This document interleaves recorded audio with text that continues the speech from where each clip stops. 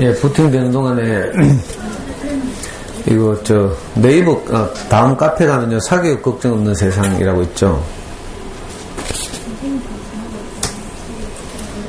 거기서 나오는 이제 소책자인데 우리가 이제 사교육과 관련해서 우리가 가지고 있는 이런저런 두려움에 대해서 대답하고 이렇게 사교육 없이도 얼마든지 아이를 잘 키울 수 있다는 생각을 담은 소책자예요. 여기서 난 소책자들이 몇 종류 있는데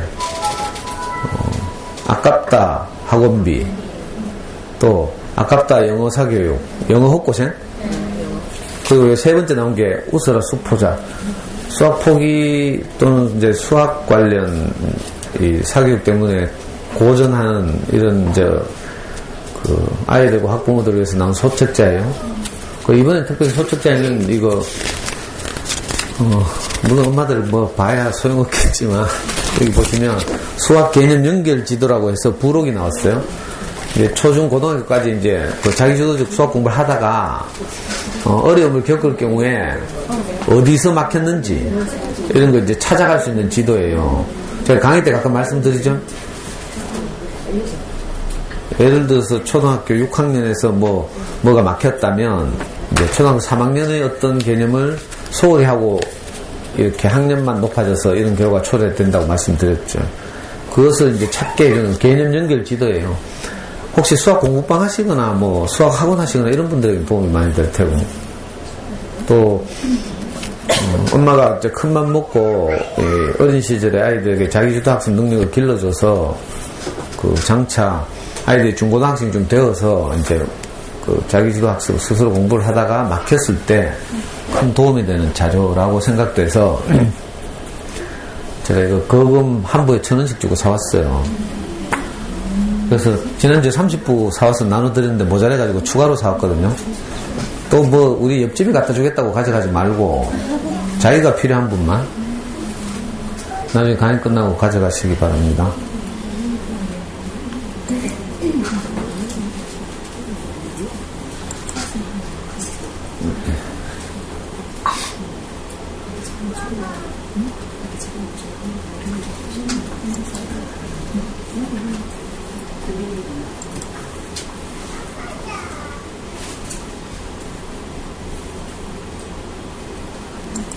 지난주에 우리 아이들의 책 읽기와 관련해서 엄마들이 기본적으로 읽어야 될 책을 몇 권 권해드렸죠.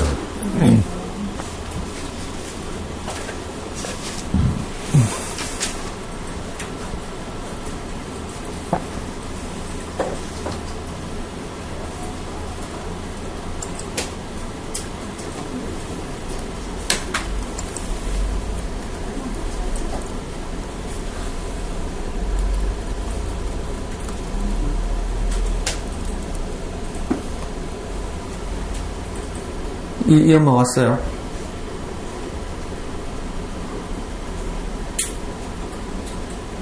대구초에서 오신 엄마 있어요? 지난주 딱 한 번 오고 밀물처럼, 아이고, 썰물처럼 빠져나갔네요. 지난주에 대구초에서 오셨던 엄마 중에 한 분이 지난주에 추천한 책을 이렇게 구입해서 사진을 찍어서 올렸어요. 네. 아이들 책 읽기에 관해서 많은 우리가 학부모로서 공부해야 될 많은 책들이 있지만 가장 기본적으로 요 4권 정도는 관심 있으신 분들 읽었으면 좋겠다. 그냥 애들 그냥 어디 보내고 맡기고 말 이런 분들은 안 읽어도 되지만 읽었으면 좋겠다 싶어서.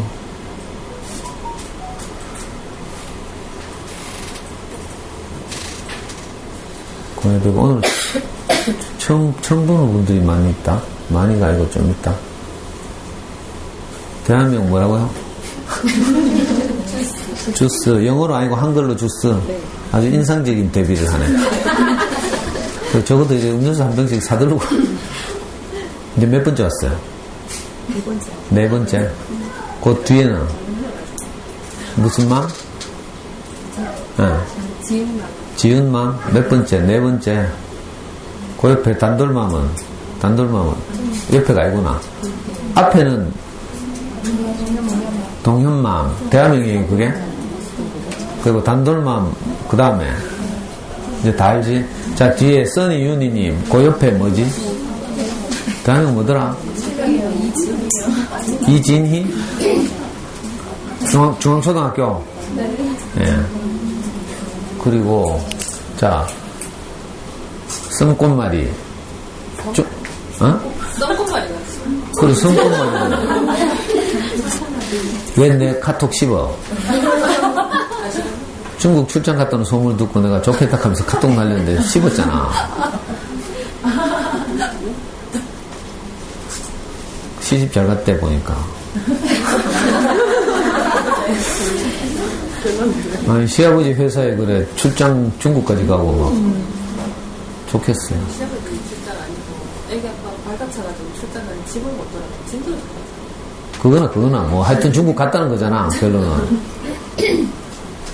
그 다음에 이하경님, 그 다음에 둥이네님, 거북이님. 그 뒷줄은 처음 뵙는 분들이죠.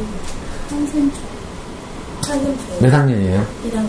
아, 어디 살아요? 20일? 알아요. 어디? 아, 힐스 살아요? 이거 다 힐스잖아요. 네, 여기 힐스. 그래요? 힐스는 이쪽에 앉는 거야, 원래. 우리 현대힐스테이트는 이제 아파트 도서관이 활성화되어 있어가지고, 아파트 도서관을 중심으로 이렇게. 그리고 또, 계룡 60일 살고요. 뒤에, 우리 경진이 고모, 외숙모 말고, 옆에. 경진이 외숙모는 대한민국 뭐라 했죠? 긍정적 마인드 맞다. 그 다음. 어디, 1학년? 어디 살아요? 아직 카페 가 있고 이런 거 안 했죠? 인사는 안 해도 돼요. 가입했어요. 아니, 왜냐하면 우리가 대화명으로 부르기 때문에, 제가, 엄마들 얼굴을 익히고 싶어서. 대화명 있어요? 중년 단연맘으로. 긴 게 아니라 평범하네. 인상적인 대화명이 기억이 잘 되는데, 그 다음, 대화명 뭐예요? 은유? 아까 안경 계신 분은? 예? 다 무슨 마음이네. 또, 이제 처음 보는 분 없어요? 안 보인다. 있네. 예. 어디서 왔어요? 현풍? 지희씨 따라왔구나. 네, 맞아요. 예. 비술초등학교. 아니요, 저희 애는 아직 5살. 원서 친구. 네. 원서 친구. 예. 그리고, 전기 배선판 밑에 있는, 대학은 뭐라고 했죠? 동글이. 근데, 일하세요? 일해요? 아니, 보이도 안 보이도 하길래. 얼굴 좀 이걸로 하면 또 안 보이고, 뭐. 그 옆에는 X 그녀, 그 다음에 미돌이, 우리 옆집 헤어라떼 원장님도 처음 오셨네요. 헤어라떼 많이 머리하러 가세요. 그리고 우리 처음 뵙는 아빠분도 계시고. 어디서 오셨어요? 대구에 살아요? 애기 몇 학년이에요? 고등학교 5학년하고 중2입니다. 5학년하고 중2요? 예.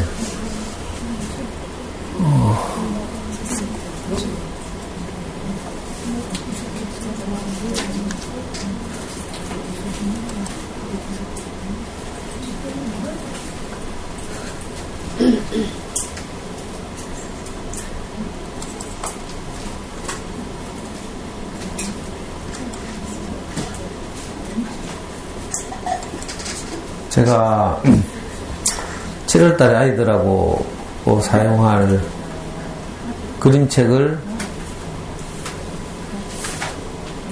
우리 카페에 올려뒀습니다. 혹시 아이들 안 보내시는 분들도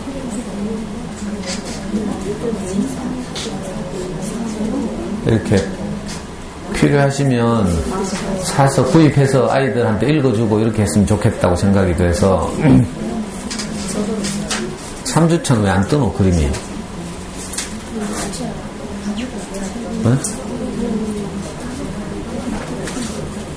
자, 소피가 화나면 정말 화나면 이거 유명한 책이죠.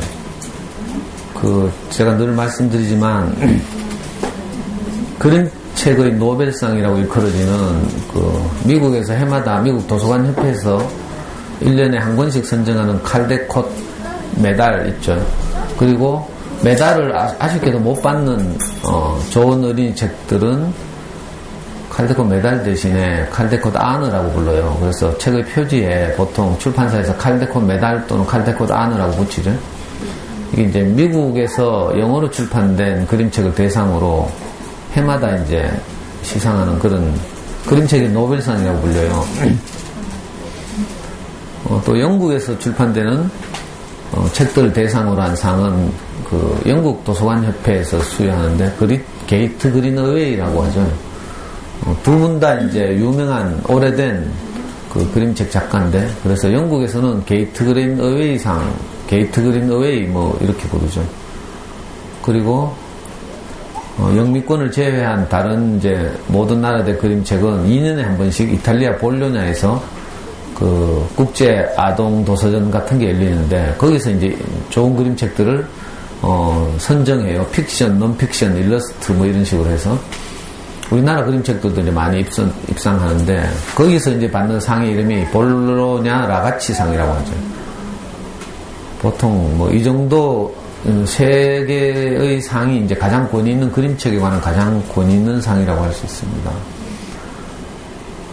그런 오래된 이제 칼데콧 이렇게 후보에 노미네이트 됐던 이 아주 오래된 그림책 중에 하나가 소피가 화나면 정말 화나면이라는 어린 유아용 그림책이에요. 근데 이제 이게 단지 유아용일 뿐만 아니라 우리가 이제 가족들이 이제 아이들과 함께 살면서 일어나는 이제 그냥 왜 삐지고 뭐 이런 일 있잖아요. 그런 이제 가족 간 가벼운 갈등 이런 것들을 다루는 이제 아주 대표적인 세계적인 책이라고 할 수 있죠. 그래서 이제 너무 유명한 책이라서 제가 지금까지가 안 다루고 소개도 안 하고 이랬는데, 이 집집마다 이런 책은 다 있을 거라고 생각했는데 생각보다 없더라고. 지금 다운받은 거야 내가 지금? 다운 안 받았나? 그리고 난 토마토 절대 안 먹어. 이 책도 그렇죠. 로렌 차일드라고 유명한 분이 만든 작품인데, 이번 달에 저학년들을 위해서는 일부러 이제 가장 이제 오래된 세계적인 평가를 받고 오랫동안 사랑을 받는 책을 3권을 골랐어요. 괴물들이 사는 나라, 이것도 마찬가지죠.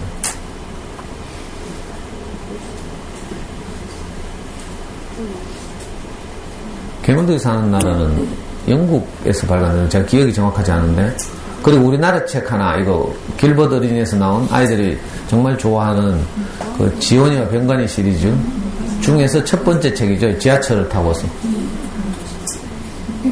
이건 그림책으로서 문학적 가치 이런 것보다는 아이들이 좋아한다는 점에서 이 길버드 어린이를 아주 대박나게 한 그런 지원이와 병관이 시리즈 중에 첫 번째 책이에요. 지하철을 타고서.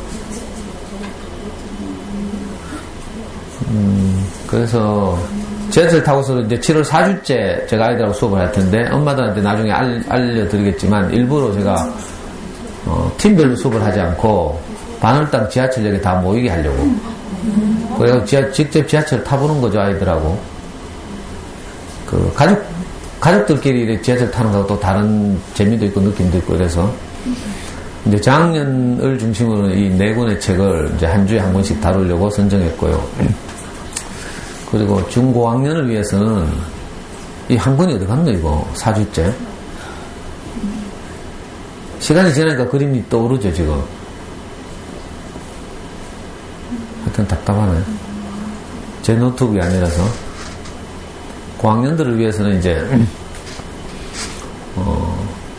이 첫 번째 주에 다룰 책은 내가 만난 꿈의 지도, 이 유리 슐레비츠라고 하죠. 유명한, 제가 우리 이 금요일 강의에서도 한번 그 말 소개했던 그 보물이라는 책을 만든 유리 슐레비츠. 이분의 어린 시절 이야기예요. 세계적인 그림책 작가의 어린 시절 이야기. 폴란드에 살던 유태인인데, 그 2차 대전이 일어나고 이러면서 이제 굉장히 먹고 살기가 어렵게 됐을 때, 이제 다른 나라로 이주해서 막 겨우 풀칠하던 이런 시기였어요. 그래서 배가 고파가지고 집에 있는 돈 달달 긁어가지고 그 아빠가 빵을 사러 나갔어요. 가족들을 위해서. 근데 막상 빵 사러 나가보니까 빵 살 돈이 좀 부족한 거라, 가족들이 충분히 묵기에는. 그래서 이 아빠가, 이 유리 슐레비치의 아빠죠. 아빠가 빵을 사러 갔다 빵을 안 사고 세계 지도를 하나 사왔어. 그래가지고 또 집에 들고 온 가족들이 완전히 멘붕됐겠죠. 특히 유리 슐레비치는 정말 열받았대. 지금 배고파 죽겠는데 빵 안 사오고 지도를 사왔으니까. 그때 이제 그 심정을 담은 그림책이에요. 그리고 처음에는 정말 아빠가 미웠고 막 이래 속상하고 이랬지만, 시간이 점점 흐르면서 이 그 절망적인 시기가 좀 길어지고 이러다 보니까 뭐 어떻게든 먹었겠죠. 굶어 죽진 않았는데, 신기하게도 아빠가 사온 이 세계 지도를 벽에 붙여놓고 늘 이제 그 지도 놀이를 했다는 거라. 그러면서 자기 꿈을 키웠대요. 막 상상 속으로 빠져들기도 하고 이러면서 이제 세계 지도를 벽에 붙여놓고, 그 꿈을 키운 끝에 세계적인 그림책 작가가 된 거죠. 그래서 우리 아이들에게 이제 그 정말 소중한 것이 무엇인지 이걸 한번 같이 이야기해보고 싶어서 고학년들에게 이 책을 이제 그 인문학 수업 교재로 이렇게 선정한 거지. 저도 우리 아이 어릴 때 이거 진짜로 교보문고 나가가지고 세계지도를 하나 샀어요. 그 내셔널 지오그래픽에서 나온 세계지도 코팅되어 있는 거 사니까 그때 당시 돈으로 12만원인가 이랬어요. 우리 아이 방의 한쪽 벽 거의 한 절반 정도를 채운 큰 대형 지도죠.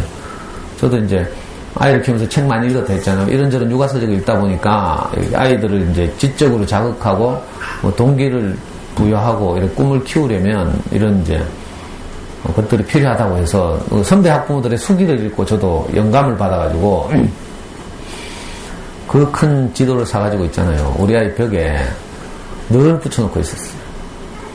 우리는 형편이 안 돼가 해외여행은 한 번도 못 가고 그러던 시기니까 그냥 지도만 보고 이 유리 슐레비치처럼 꿈을 키운 거죠. 근데 이놈이 너무 무거워가지고 코팅돼 있으니까, 그죠? 이 테이프로 이렇게 벽에 붙였더니 계속 테이프가 녹아가지고 막 접착제가 녹으니까 막 밑으로 떨어지고 막 다시 붙이고 고생 많이 했어요. 그걸 내가 남한테 주겠다고 내가 내놨는데 아무도 안 가져가더라.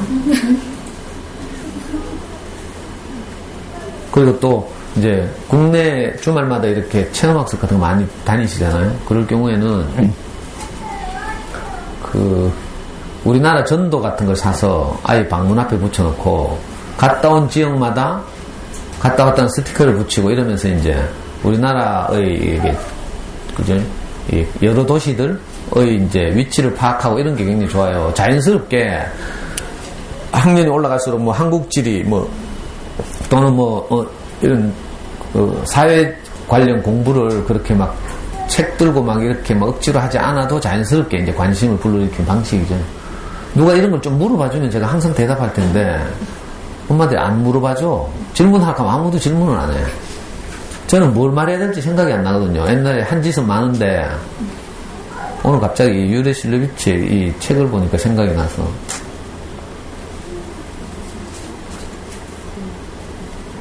그리고 실제로 이제 우리 아이 데리고 이제 전국을 돌 때 체험학습을 다니고 이럴 때는 그 문화재청장 했던 유웅준 영남대 교수의 나의 문화유산 답사기 이런 걸 읽고 그 도움을 받아서 많이 다녔어요. 엄마들 교양도 넓히고 하려면 그런 책을 읽어야 되죠. 그래서 제가 우리 연구소에 어제 책을 지금 스피커가 있는 스피커 밑에 있는 박스 보여요?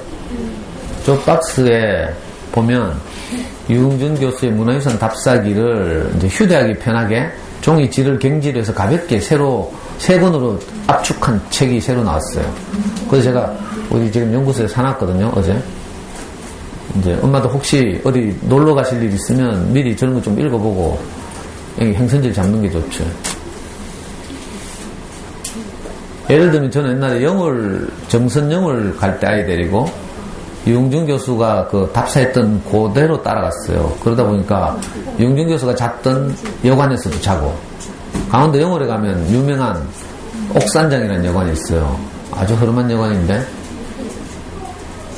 거기 가면 옥산장 주인이 그 유명한 강원도 정선이구나. 정선 아리랑을 정말 구성지게 부르는 분이에요. 그래서 용준 교수는 대학원 제자들 데리고 거기 가면 옥산장에서 일부러 항상 잤대. 그러면 이제 밤 되면 그분이 그 옥산장 주인이 정선 아리랑을 불러주기도 하고, 또 그 여관 한쪽 구석에는 이제 그 아우라지 알죠? 그 몰라. 그래 그렇다 치고 그 정선을 이렇게 그래 진화는 두 물줄기가 합쳐져 가지고 하나가 되는 그런 곳이 있어요. 거기 유명한 나룻배도 있고 이런데 거기에 얽힌 뭐 이런저런 전설이 있어요. 그래서 거기 정선 아우라지라고 부르죠. 거기 가면 이제 강이 흐르기 때문에 막 기계묘묘한 돌들이 많거든요. 그 돌들을 그 수석을 모으는 취미를 가지고 있어요, 이분이. 그래서 여관 한쪽 구석에 가면요, 그 모은 수석들을 전시하고 있기도 하고. 엄마는 얘한테 가기 싫어할 거야. 뭐 좋은 펜션 가야지. 그래. 하여튼 그리고 여기 보면요, 요것도 어제 제가 우리 연구소에 새로 산 책인데, 이토록 맛있는 일본이라는. 엄마도 일본 여행 자주 가더라고.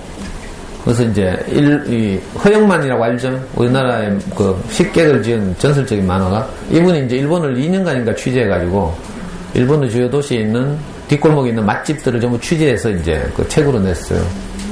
그래서 일본 가시는 분들은 이 책 꼭 읽어보고 가시라고 일부러 사놨어요. 우리 아이도 일본을 좋아해가지고 자랑했나 몰라? 지난 주말에 카톡이 왔는데, 지난 주말에 아니구나, 엊그제 카톡이 왔는데, 우리가 일본 이제 그 글로벌 기업에 취직하려고 한다고 했죠.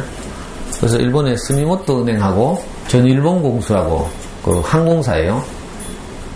두 군데 원서를 냈는데, 스미모토 은행은 서류전에서 탈락했고, 전일본 공수라고 일본 대학생들이 6년 연속 가고 싶어하는 기업 1위를 6년 연속 한 회사가 전일본 공수예요. 우리나라로 말하면 뭐 대한항공쯤 되는. 거기는 서류전형에 합격했대. 그래서 7월 3일날 면접 보러 간대요. 우리가 일본을 굉장히 좋아하거든요. 그래서 전에 일본 대사관에서 주최하는 사진전에도 입상해가지고 그 상을 받아서 일본 여행도 많이 가고 했다 했죠. 그 갑자기 우리 아들 생각도 나고 이래가지고. 우리 애가 맛집을 또 정말 좋아하거든. 그 일본 가면 이제 네 맛있는 거 먹어보라고. 우리 엄마들 중에 일본 가시는 분들이 많던데, 일본 가면 저한테 선물 사올 때 있잖아요.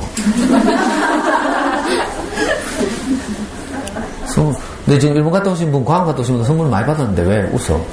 아니, 여기는 알구나. 선물 줄 생각이 없구나. 저한테 선물 주면요, 저절로 일본 갔다 온 게 자랑이 돼.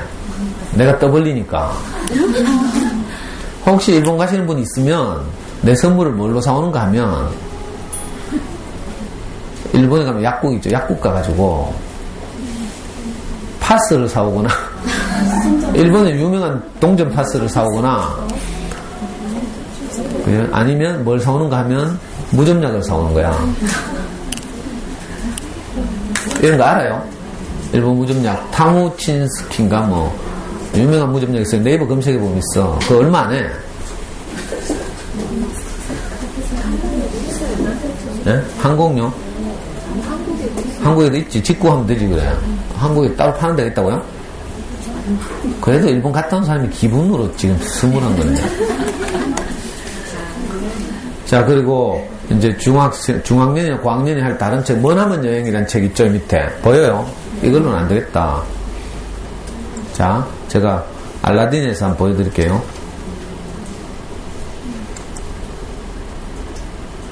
알라딘.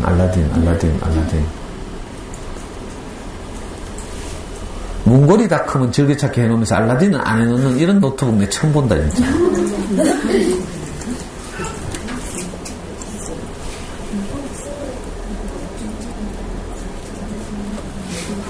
알라딘이요. 으이씨, 안 듣네, 또. 알라딘이요. 책, 정리를 잘해놔. 그래서 저는 S23 가고 알라딘 가요. 알라딘 이 사장 창업자가 유명한 주사파 운동권 출신이거든? 이게 배신 때리고 안기부하고 타협해가지고요. 어디서 안기부 비자금을 받았지 싶어, 내 생각에. 이런 거 모르죠, 엄마들은. 그냥 지나가자.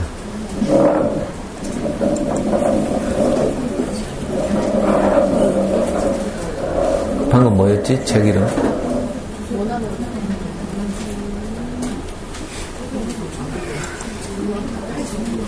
자, 2014년 칼데컷을 받은 책. 맞죠? 2013년인가? 2014년 칼데컷 아는데요. 여기 보시면요, 우리 제 방이 지금 있는데 그 대사가 하나도 없어요. 그냥 그림만으로 아이들이 환상적인 이렇게 여행을 할 수 있는 하여튼 신기한 책이에요. 정말 창의적인 책이에요. 그래서 2014년 칼데컷상을 받았는데 우리 아이들에게 이제 이 책을 가지고 스토리를 이제 만들게 하는 거죠. 그러니까 그림 있는 책만 꼭 좋은 글씨 있는 책만 꼭 좋은 책이 아니고 이것처럼 글씨 없는 책이 오히려 훨씬 더 많은 말을 할 수 있어요. 그래서 저는 큰애들하고 이 책을 가지고 이 책의 대사를 자기 나름대로 스토리텔링을 이렇게 해보는 작업 이런 걸 하려고 이 진짜 좋은 책이 소장용 책이에요. 소장용 책. 머나먼 여행. 그리고 머나먼 여행의 2탄이 여기 있는 비밀의 문이라는 책이에요. 이것도 이제 나중에 한번 다룰 텐데 갑자기 어디 갔어?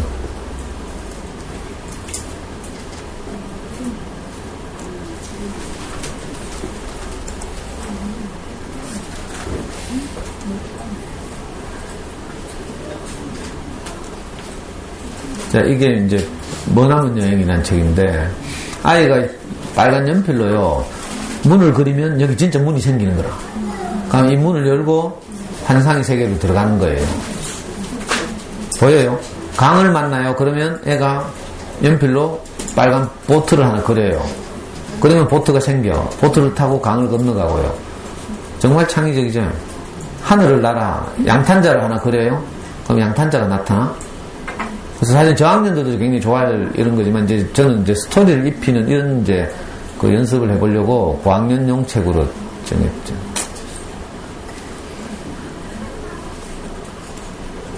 그 다음 책이 뭐지? 그 고학년용 그 다음 책은 뭔가 하면 늑대가 들려준 아기돼지 삼형제 이야기. 이건 제가 학교 같은 데 가서 저 책 읽기 강의할 때 많이 소개한 책이죠. 그래서 정말 재밌고 이런 창의적인 책인데. 그리고 마지막 책이 뭐예요? 나에게는 꿈이 있습니다.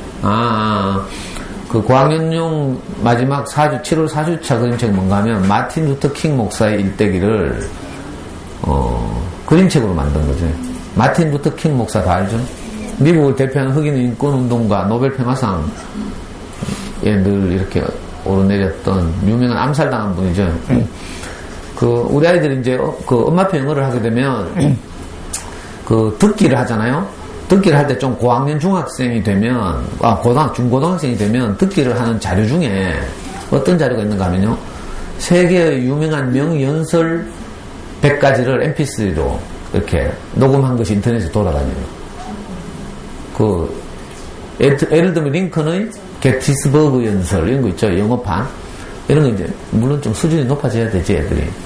그런 걸 이제 많이 듣고 이렇게 하는데 이 마틴 루터 킹 목사의 유명한 연설 I have a dream. 나에게는 꿈이 있습니다. 모든 사람이 평등하게 되는 뭐 그런 날이 세상에 오기를 바라는 꿈 하면서 이제 명연설이 있어요. 이건 유명한 분이죠. 그래서 그림책 마틴 루터 킹 목사. 마틴 루터 킹 목사의 일대기 전기는 많아요. 성인용도 있고 이런데 저는 이제 아이들이 읽기 부담을 줄이고 이런 훌륭한 그 분들에 대한 관심을 불러일으키기 위해서 일부러 그림책을 택한 거죠.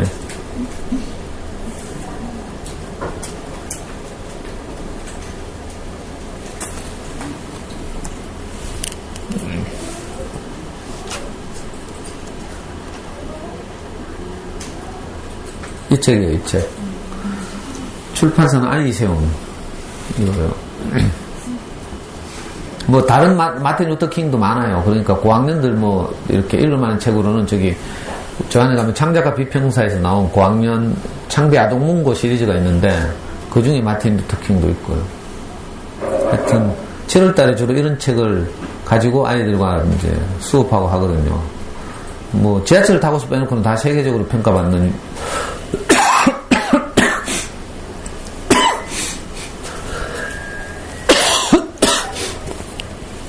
그런 그림책이니까, 꼭 아이들 우리 연구소 안 여기 대부분 안 보내잖아요. 이거 보내는 분 거의 없죠.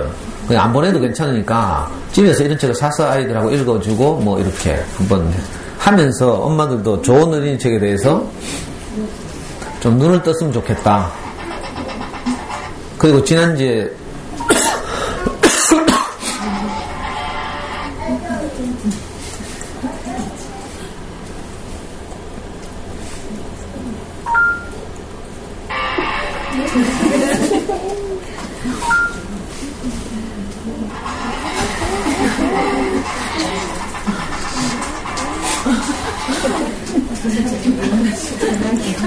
누군데 지금? 뭐 하고 있어? 전화기가 마신 마시갔어.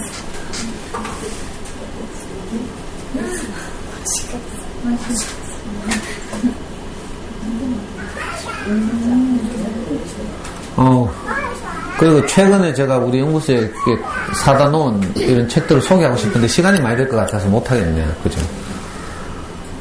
우리 아이들이 좀 읽었으면 하는 책들을 제가 이렇게 늘 이렇게 한 달에 뭐 몇십만 원씩 이렇게 사다 놓거든요. 근데 애들이 이 좋은 책이 있는지를 몰라. 아까워 죽겠어요. 어제 52층 나무집도 왔고요. 아이들 정말 좋아하는 시리즈 알죠? 그림책 중에도 내가 주렁주렁 달려있어 움직이지 못하네. 잠깐만요.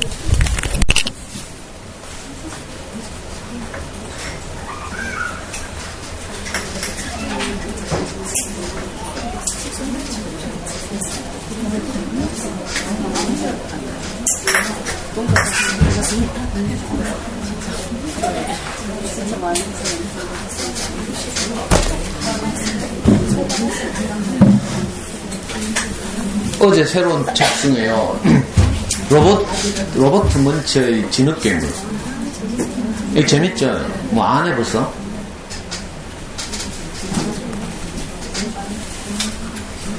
아이들이 보통 바깥놀이 하면서 막 맨날 막 옷에 막 이렇게 진흙탕 묻혀오고 막 이러잖아요. 그런 것들 아주 재밌게 그림. 이건요, 어디더라? 스리랑카의 유명한 사회적 기업에서 코끼리 똥을 가지고 종이를 만들었어요. 우리가 꿈꾸던 게 사회적 기업이죠. 원래 우리 연구소도 이 사회적 기업 하려고 하다가 탈락하는 바람에 지금 여기 와서 여러분들 만나고 있는데, 코끼리 똥으로 종이를 만들었어요. 그 스리랑카, 이거 진짜 코끼리 똥으로 만든 책이에요. 그래서 이제 많은 사람들이 코끼리 사냥하고 이러더라고. 그래서 이 책을 만들어서 코끼리 똥이 소중하고 이렇게 가치 있게 쓰니까 코끼리 제발 사냥 좀 하지 말라고 하는 유명한 책이죠. 어떻게 코끼리 똥으로 책을 만들 수 있는지, 종이를 만들 수 있는지에 관해서 소개하고 있는, 똥으로 종이를 만드는 코끼리 아저씨. 이거 실제 코끼리 똥이에요, 이거. 아이들하고 나중에 한번 수업해보려고. 굉장히 신기한 이야기죠. 이건 문학동네에서 나온 너를 보면, 부제는요, 사랑하는 아들에게. 제가 이거, 지지난주에 왜, 이 피터 레이놀즈가 쓴 언젠가 너는 이라는 책을 가지고 수업을 했잖아요. 그것과 비슷한, 언젠가 너는을 보면 주인공이 딸이야. 이번에는 아들. 제가 아들을 키우니까 아마 조만간 제가 이 책을 가지고 또 한번 울면서 이제 요즘 하도 2주 연속 많이 울어가지고 오늘은 안 울면서 이성적으로 이야기하려고. 이게 아까 말한 마틴 루터 킹 목사의 그림책. 이게 머나먼 여행이라는 그림책.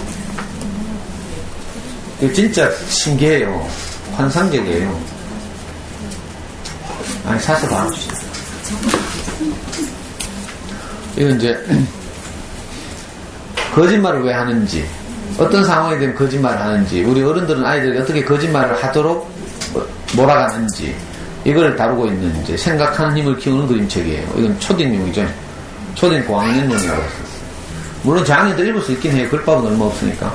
근데 이제 여러 가지 다양한 생각을 하고 또 이 토론을 하고 뭐 이러기 좋은 책이에요. 그래서 나중에 아이들하고 수업하려고. 하여튼 이런저런 책들이 계속 들어오고 있는데 그 주말이나 이럴 때 아이들 데리고 놀러 와서 이렇게 읽거나 아니면 도서관에서 빌려 읽거나 하여튼 좋은 어린이책을 많이 읽으면서 아이들이 자랐으면 좋겠습니다. 오늘 이제 제가 여러분들하고 함께 나눌 책은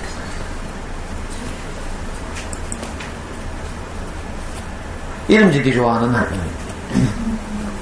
출판사는요 보물창고예요. 보물창고는 좀 작은 규모의 출판사라서 많이 알려져 있지 않죠?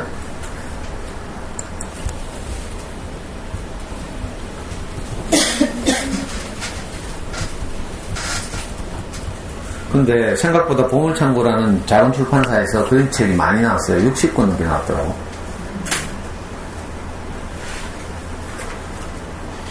그리고 이 책을 쓰신 신시아 라일런트라는 아줌마는 칼데콧을 2번, 그리고 뉴베리를 2번 받았어요.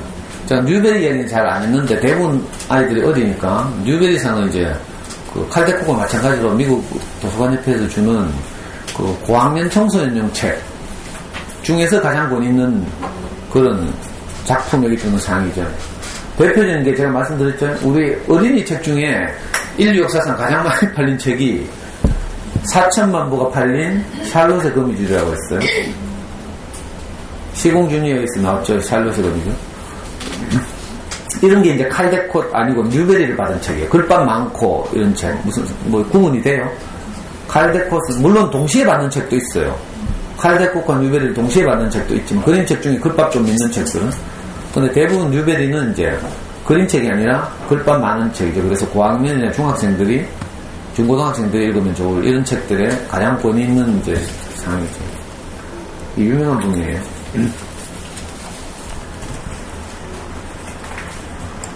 자, 한번 읽어보겠습니다. 오늘 처음 오신 분들은 좀 낯설겠다. 애기도 아니고 막 제가 막 책 읽어주고. 근데 어디 갔나? 리디아 있죠, 뭐. 예, 예.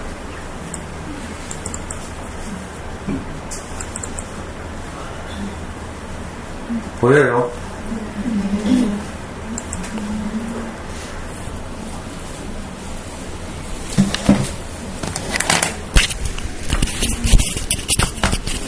울면 안 되는데, 오늘은.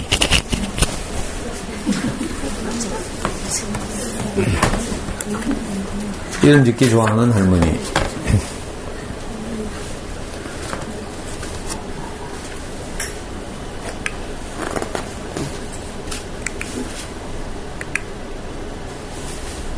좀 이상하나.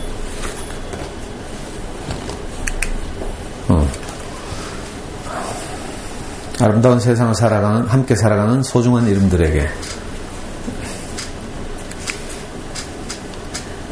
이름 짓기를 무척 좋아하는 할머니가 있었습니다.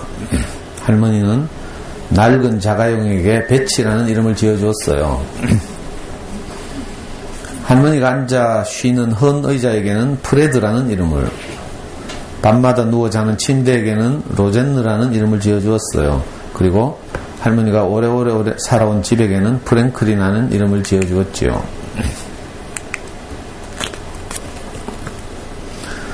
매일 아침 할머니는 로젠느에서 일어나 프레드에 앉아 코코아를 마시고는 배치를 몰고서 우체국으로 달려갔어요. 할머니는 늘 누군가로부터 편지가 오기를 기다렸지만 세금 고지서밖에 날아오지 않았어요. 할머니보다 더 오래 사는 친구가 한 명도 없었기 때문에 편지를 받을 수 없었던 거예요. 할머니는 친구가 하나도 없는 외로운 노인이 되는 게 싫었어요. 다정하게 이름을 부를 친구가 없다는 것도 싫었고요. 그래서 할머니는 이름 짓기를 시작한 거랍니다. 하지만 할머니는 자기보다 더 오래 살 수 있는 것들에게만 이름을 지어주었어요. 할머니의 자가용 배치는 그 어느 차보다도 힘차게 굴러갔어요. 할머니의 의자 프레드는 한 번도 가운데가 푹 꺼지거나 한 적이 없고, 로젠느는 비록 낡은 침대이지만 삐걱거리는 소리를 낸 적이 없었죠. 100년이 넘도록 그 자리에 우뚝 서 있는 할머니의 집 프랭클린은 지난 20년 동안 하루같이 변함이 없었고요. 할머니는 그들보다 더 오래 살 걱정을 할 필요가 없었습니다. 그래서 할머니는 무척 행복했어요. 어느 날 할머니는 배치에 묻은 진흙을 닦아내느라 밖에 나와 있었어요. 말끔히 씻지 않은 차와 함께 있는 것을 프랭클린은 원치 않을 거라고 할머니가 중얼거리는데, 순해 보이는 갈색 강아지 한 마리가 출입문가로 슬금슬금 다가왔어요. 참, 할머니는 출입문에게는 이름을 지어주지 않았죠. 돌적 위에 녹이 잔뜩 쓴 그 출입문은 오래가지 못할 게 뻔했거든요. 갈색 할머니는 꼬리를 살레살레 흔들었어요. 강아지는 배가 고파 보였어요. 할머니는 배치 옆에 서서 한참 동안 강아지를 물끄러미 바라보았습니다. 그러다가 끙 소리를 내며 숨을 내쉬었죠.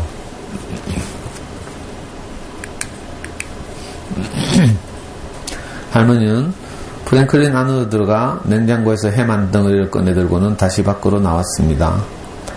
할머니는 배고픈 강아지에게 햄을 건네준 다음 어서 집으로 돌아가라고 말했어요. 할머니는 강아지에게 배치가 내뿜는 연기가 해로울 것이며, 프레드는 좀처럼 자기 위에 강아지를 안치려 들지 않을 것이며, 로젠느는 강아지와 할머니가 함께 눕기에는 너무 비좁을 거라고 말했어요. 그리고 무엇보다도 프랭클린은 강아지 털 날리는 것을 못 견뎌할 거라고 말했지요. 그러자 강아지는 가버렸어요.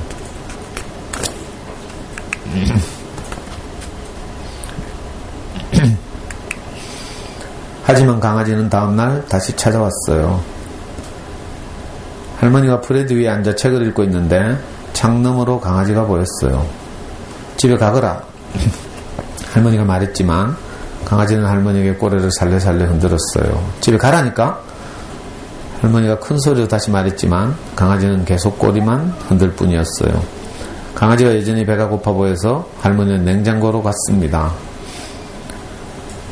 할머니는 치즈 한 조각과 과자 2개를 강아지에게 주면서 어서 집으로 돌아가라고 말했어요. 그러자 강아지는 가버렸어요.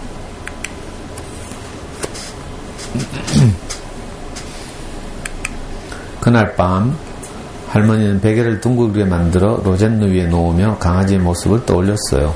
아주 착하고 예쁜 강아지라고 생각했죠. 그래도 강아지를 머물게 할 수는 없었습니다. 강아지를 머물게 하려면 이름을 지어주어야만 하니까요. 강아지는 프랭클린이나 프레드, 배치나 로젠느처럼 오래오래 살지 못할 게 분명했어요. 할머니가 오히려 강아지보다 더 오래 살 것만 같았어요. 할머니는 친구들보다 더 오래 살아서 혼자 남겨진다는 게 두렵고 싫었거든요. 할머니는 앞으로도 계속 강아지를 돌려보내야 되겠다고 마음먹었습니다.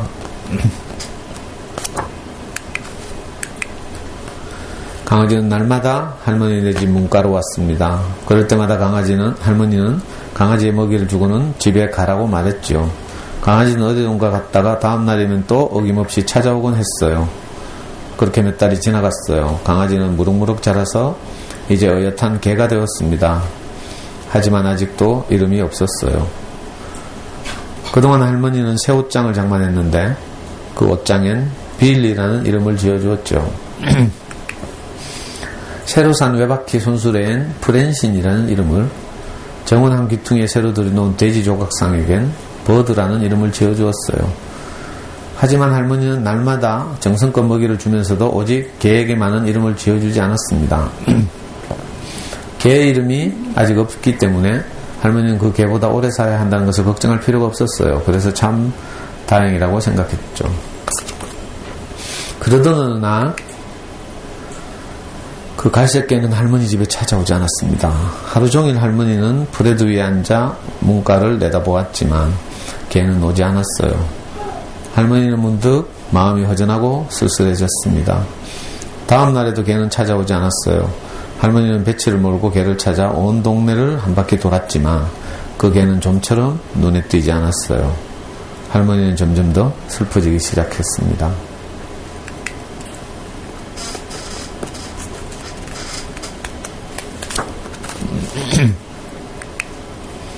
그 다음 날에도 개가 찾아오지 않자 할머니는 무슨 수라도 써야겠다고 마음먹었어요.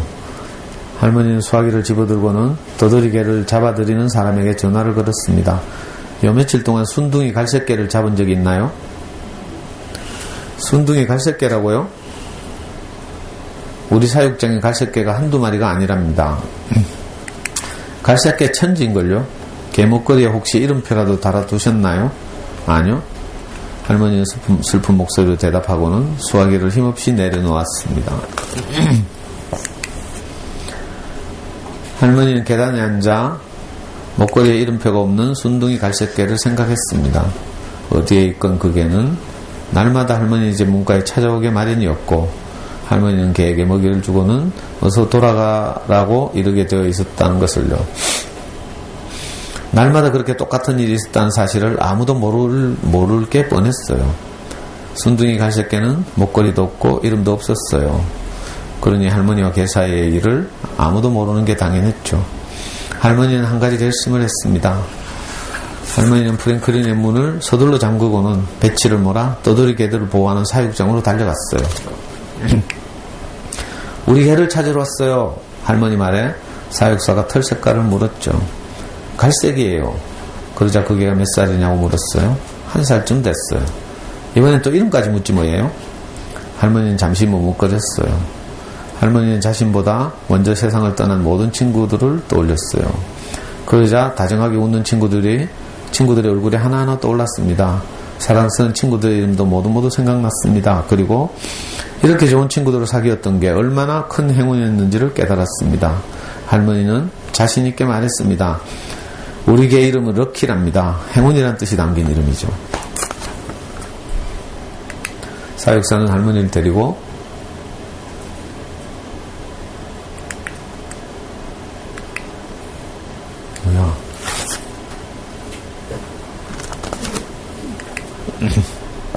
사육사는 할머니를 데리고 넓은 마당으로 갔어요. 마당은 흰색 개, 검정색 개, 그리고 갈색 개들로 가득 차 있었죠. 할머니는 이리 둘러보고 저리 둘러보고 다시 구석구석을 찬찬히 살펴보다가 마침내 문가에 앉아있는 순둥이 갈색 개를 찾아냈습니다. 그 개는 마침 찻길에 세워져 있는 배치를 뚫어져라 바라보고 있었어요. 오, 럭키야. 할머니가 부르는 소리를 듣고 순둥이 갈색 개는 단숨에 달려왔어요.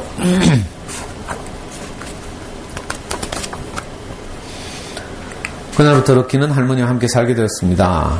할머니가 이름을 부르면 럭키는 언제든지 단숨에 달려왔죠. 다행히도 배치가 내뿜는 연기가 럭키를 병나게 하지도 않았고 프레드는 기꺼이 자기 위에 럭키를 앉도록 허락했죠. 그리고 프랭클린은 럭키의 털이 날리는 것을 조금도 탓하지 않았어요.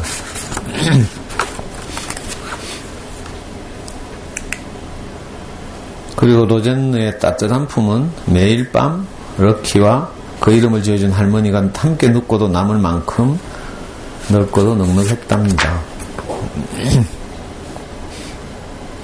끝이에요. 시시하죠? 안 시시해요? 저는 이 책을 대할 때마다 김춘수의 꽃이라는 시가 흘러왔어요. 좀 너무 수준 높나? 자, 우린 지금 요거 시절로 돌아갑니다.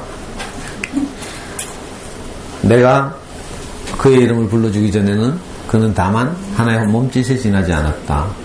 내가 그의 이름을 불러주었을 때 그는 나에게로 와서 꽃이 되었다. 내가 그의 이름을 불러준 것처럼 나의 이 빛깔과 향기에 알맞은 누가 나의 이름을 불러다오. 그에게로 가서 나도 그의 꽃이 되고 싶다. 우리들은 모두 무엇이 되고 싶다. 너는 나에게, 나는 너에게 잊혀지지 않는 하나의 눈짓이 되고 싶다. 이름을 불러주기 전에는 내하고 아무 관계가 없는 이런 거죠. 의미가 전혀 생기지도 않고 저기 신천대로 자동차 몰고 가다 보면요, 신천동쯤 가면 오른쪽에 누가 이름을 함부로 짓는가? 알아요? 유명한 장명소가 있다니까? 이거 대구에서, 그죠? 창시한 이 유명한 브랜드에 무슨 뭐, 파동장명학 하면서 막 시끄러워. 거기, 저는 갈 때마다 그걸 쳐다보거든요. 우리 목사님도 가끔씩 그 이야기 해. 그 이름 짓는 게 너무 소중하다는 거죠. 중요하고. 며칠 전에는 우리 처남댁이 자기 이름을 바꾸겠다고 저보고 법원에 개명 신청 사유서를 써달라는 거야. 새벽 2시까지 제가 작업해가지고 신청서를 써줬잖아요. 이 대학 나온 아줌마가 지가 쓰면 될 텐데 왜 내보고 써달라는지 몰라. 그래가지고 실제로 써준 적이 있어요. 왜냐하면 우리 처남댁 이름이 좀 촌스러운 숙자거든. 그리고 이제 집안에 일이 안 좋은 일이 생기면 우리 그 한국 또는 동양의 고유한 생각들 중에 우환지심이라는 게 있어요. 항상 그 뭐 무슨 일이 생기는 걸 걱정하죠. 그리고 걱정하면서 그 남 탓을 하는 거라. 그래야 사나 봐. 예?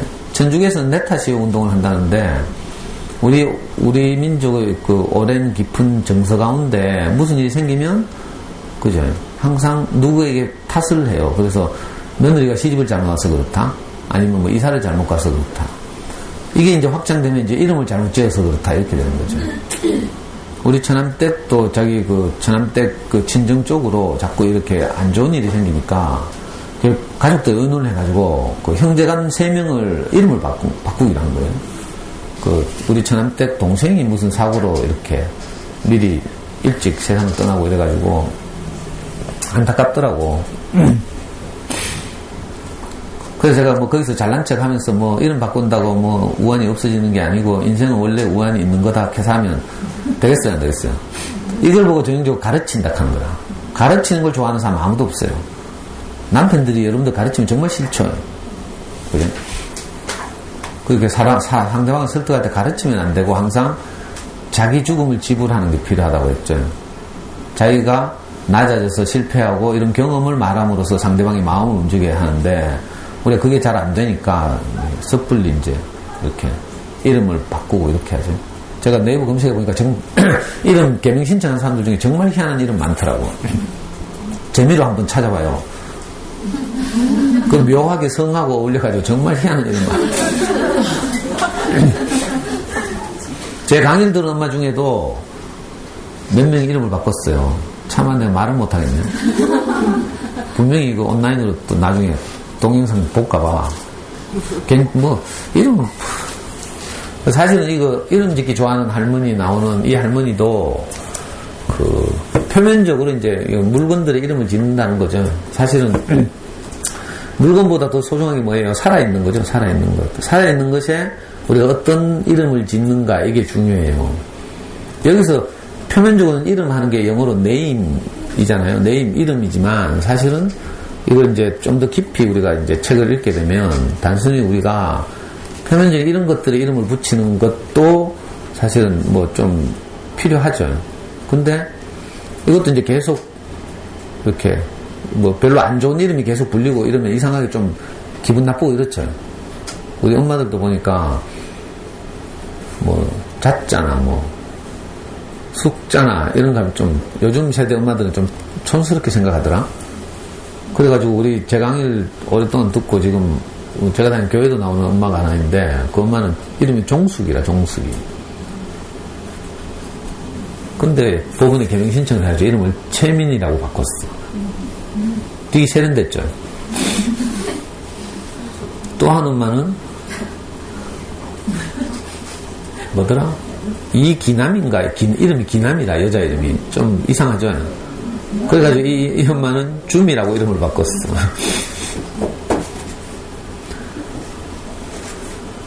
근데 사실은요, 더 깊은 의미로요, 이름은요, 그 사람의 실제, 이런 걸 말해요. 그래서, 우리가, 사물이나 아니면 집에서 일어나는 일에 어떻게 이름 붙이느냐가 우리가 해야 될 아주 중요한 일이죠.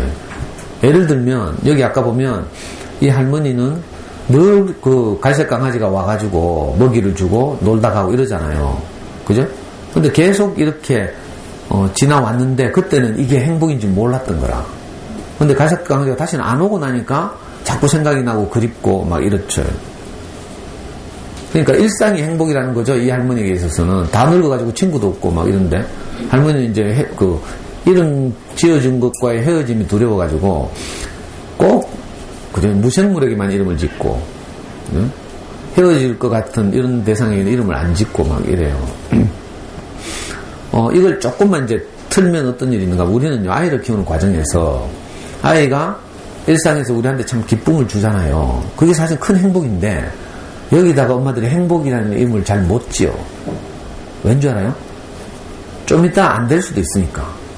어제 우리 연구소에서 기적적으로 저하고 수학 공부를 한 6학년 제일 못하는, 제가 6학년 5명하고 지금 수학 공부를 하는데 이 5명 중에 이제 여학생 2명이 있어요. 이 여학생 2명, 그 중에 1명이 특히 제가 강의 때 애를 잘 든 이 경원이가 수학 공부 굉장히 힘들어 하거든. 어릴 때 책도 잘 못 읽고 또 병치레도 많이 하고 또 세상에 나올 때도 벌써 그때 엄마가 조산했죠. 조산 8달 만에 태어났나 7달 만에 태어났나 이래가지고 아이 키도 작고 빼빼하고 이런데, 그래서 이 엄마는 이제 아이가 이렇게 건강하게 자라주는 것만 해도 너무 고맙고 이렇죠. 그 제 강의를 듣고 이제 아이를 저한테 보내는데 이 아이하고 무지 싸우거든요. 제가 어떻게 하든지 제가 우리 아들한테 공을 들인 것보다 훨씬 우리 아들 수학 공부 시킨 거에 한 100배는 내가 더 얘한테 짜증내고 신경질 내고. 내가 관심 없고 남 같으면 대충 할 거 아니에요. 근데 이 5명밖에 안 되니까. 더군다나 수학을 잘하는 애들은 입에 댈 게 없어. 도연이나 정민이나 이런 애들은 자기 할 일 잘하고 이러니까 크게 뭐 그렇지 않은데 얘한테는 일일이 시시콜콜 잔소리를 해야 되고요. 문제 다시 읽어라, 구하려고 하는 것에 빨간 볼펜으로 밑줄 쳐라, 뭐 맨날 잔소리야. 근데 어제 이제 기말이 얼마 안 남았죠. 학교에서 늘 요즘 이제 연습 문제 풀거든. 하루에 한 번씩 단원 평가를 치더라고. 근데 애가 어제 기적적으로 2단원 단원 평가에서 100점을 맞았잖아. 그래가지고 막 연구소 문을 열고 들어오면서부터 막 큰 소리를 지르면서 있잖아요. 우리 100점 맞았다 하면서 막, 저하고 제일 친한 또 다겸이도 100점을 맞았어. 그래가지고요, 막 애들이 업돼가지고 막 계속 막 다운이 안 되는 거라. 이제 공부를 해야 되는데 여 들어와가지고 수학책 펴놓고 공부하면서도 계속 나 100점 맞았단 말이야. 이걸 한 50분 가나 50분. 너무 좋아가지고. 자, 그래가지고 저는 진짜 저도 흐뭇하고 애들 기특해서 그걸 찍었어요. 찍어가지고 엄마들 카톡방에 올렸어.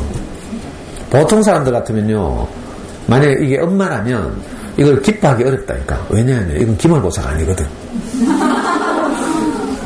여러분들 대부분 그래요. 네? 이것 가지고 뭐 자랑하고 호들갑 떨었다가 기말에서 못하면 그보다 창피가 없잖아. 이렇게 생각한다니까. 이 상황에 대한 이름을 잘 못 짓는 거라. 이건 기말이 아니잖아. 그러니까 별로 의미 없어. 이렇게 딱 이름을 부여하면 이게 별로 기쁘지 않아요. 근데 이거 작은 일이지만, 예? 기말고사는 일주일 후니까 그때는 그때고 오늘은 오늘 기뻐야죠. 그래서 일부러 엄마들 카톡방에 올렸어요. 그래서 엄마들 축하해달라고. 그래가지고 엄마들 이제 댓글도 달고 막, 애가 막 내 휴대폰 뺏어가지만은 이모들이 뭐라고 댓글 달았는지 막 다 보는 거라. 자기 엄마도 직장에서 댓글 달고 막 정말 기뻐하더라고요. 자, 이런 거예요. 우리가 아이를 키우는 과정에서 이 아이가 다 커서 뭐 특목고를 가거나 명문대학을 가면 내가 기뻐할 것이다 이렇게 생각하면 평생 기뻐 못해. 명문대나 특목고 간다는 보장 있어요? 그러니까 평생 못 기뻐한다니까. 그러니까 일상을 살면서 지금 있는 일에 대해서 우리가 이름을 잘 부여해. 여기다가 행복이라고 이름을 부여하면 돼요. 오늘 우리 아이들이 학교를 갔죠? 갔어요, 안 갔어요?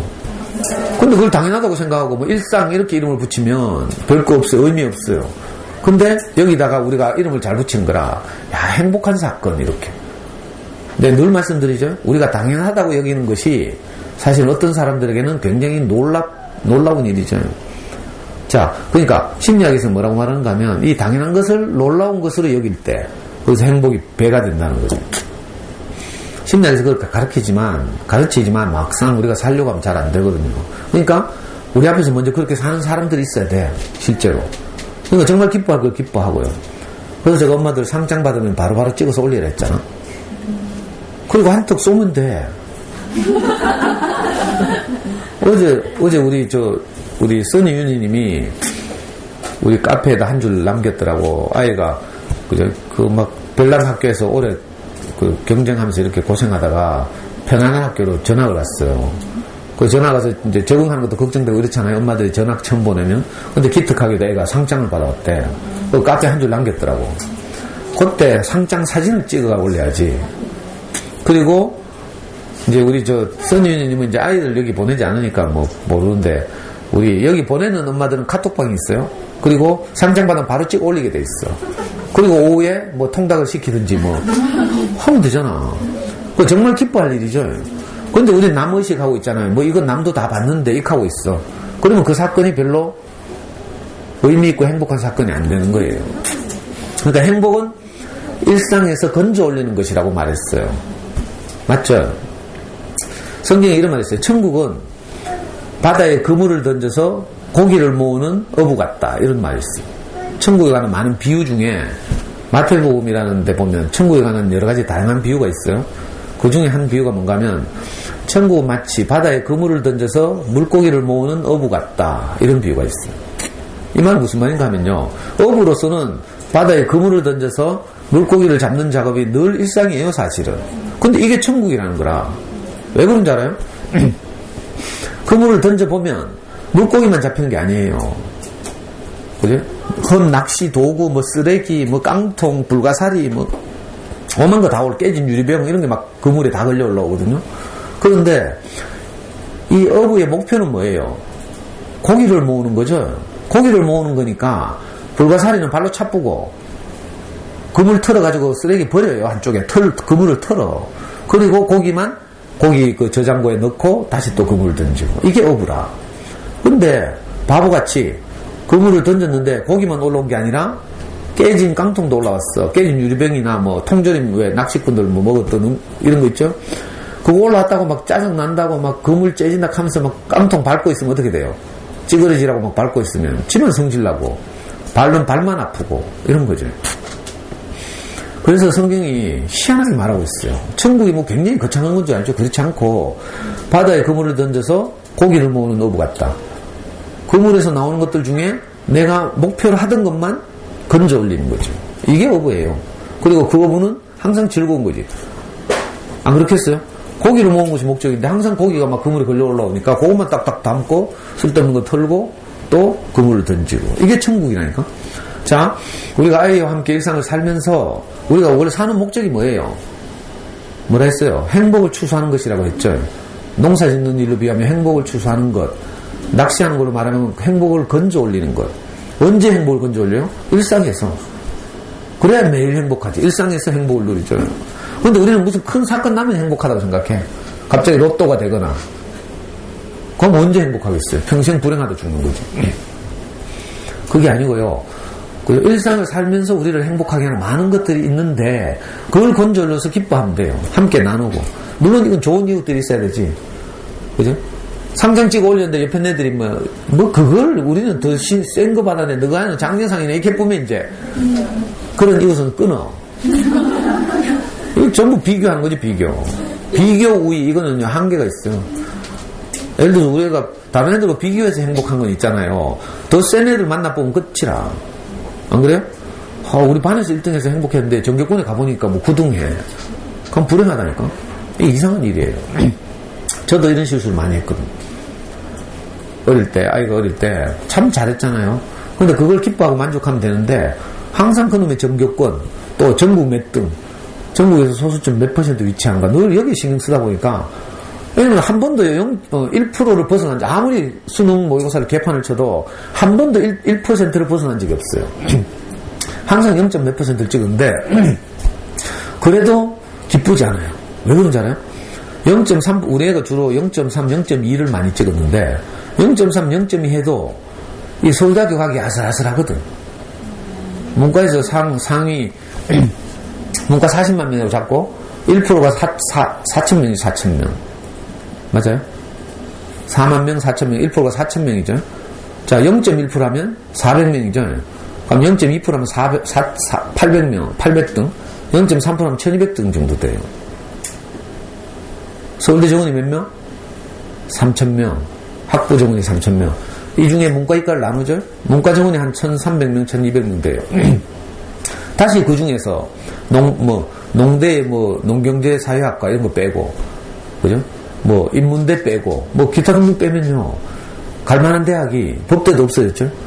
그러니까 경영대학 120명, 사회과학대학 180명. 또 없어, 이제. 합하면 얼마 돼? 500명도 안 돼. 근데 0.2% 해봐야 800등. 기쁘겠어? 안 기쁘겠어? 예를 들면 이렇다니까? 내가 비교 우위를 자꾸 생각하고, 다음 미래를 생각하고 이러면 한 번도 행복할 일이 없어요. 계산해보라니까? 정규군이 안 돼봐서 모르겠지. 이놈이 항상 이래요. 그죠? 공부 잘하잖아요. 잘하면 기쁠 것 같죠? 더 잘하는 애들 눈에 보인다니까? 그래서 행복을 놓치는 거야. 진심 어린 격려가 잘 안 돼요. 우리가 정신 차려야 돼, 그러니까. 날마다, 이게 전쟁이에요, 전쟁. 내가 행복하게 사는가, 불행하게 사는가는 내가 정신을 차리고, 아까 바다에 그물을 던져서 물고기를 모으는 어부처럼 물고기에 주목할 것인가, 아니면 깨진 깡통에 주목할 것인가, 이 문제. 자, 우리가 아이들하고 하루를 살아요?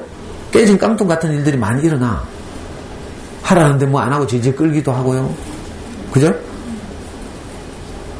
하여튼 깨끗이 씻어야 하는데 말 안 듣죠. 숙제 하락하는데 객이죠.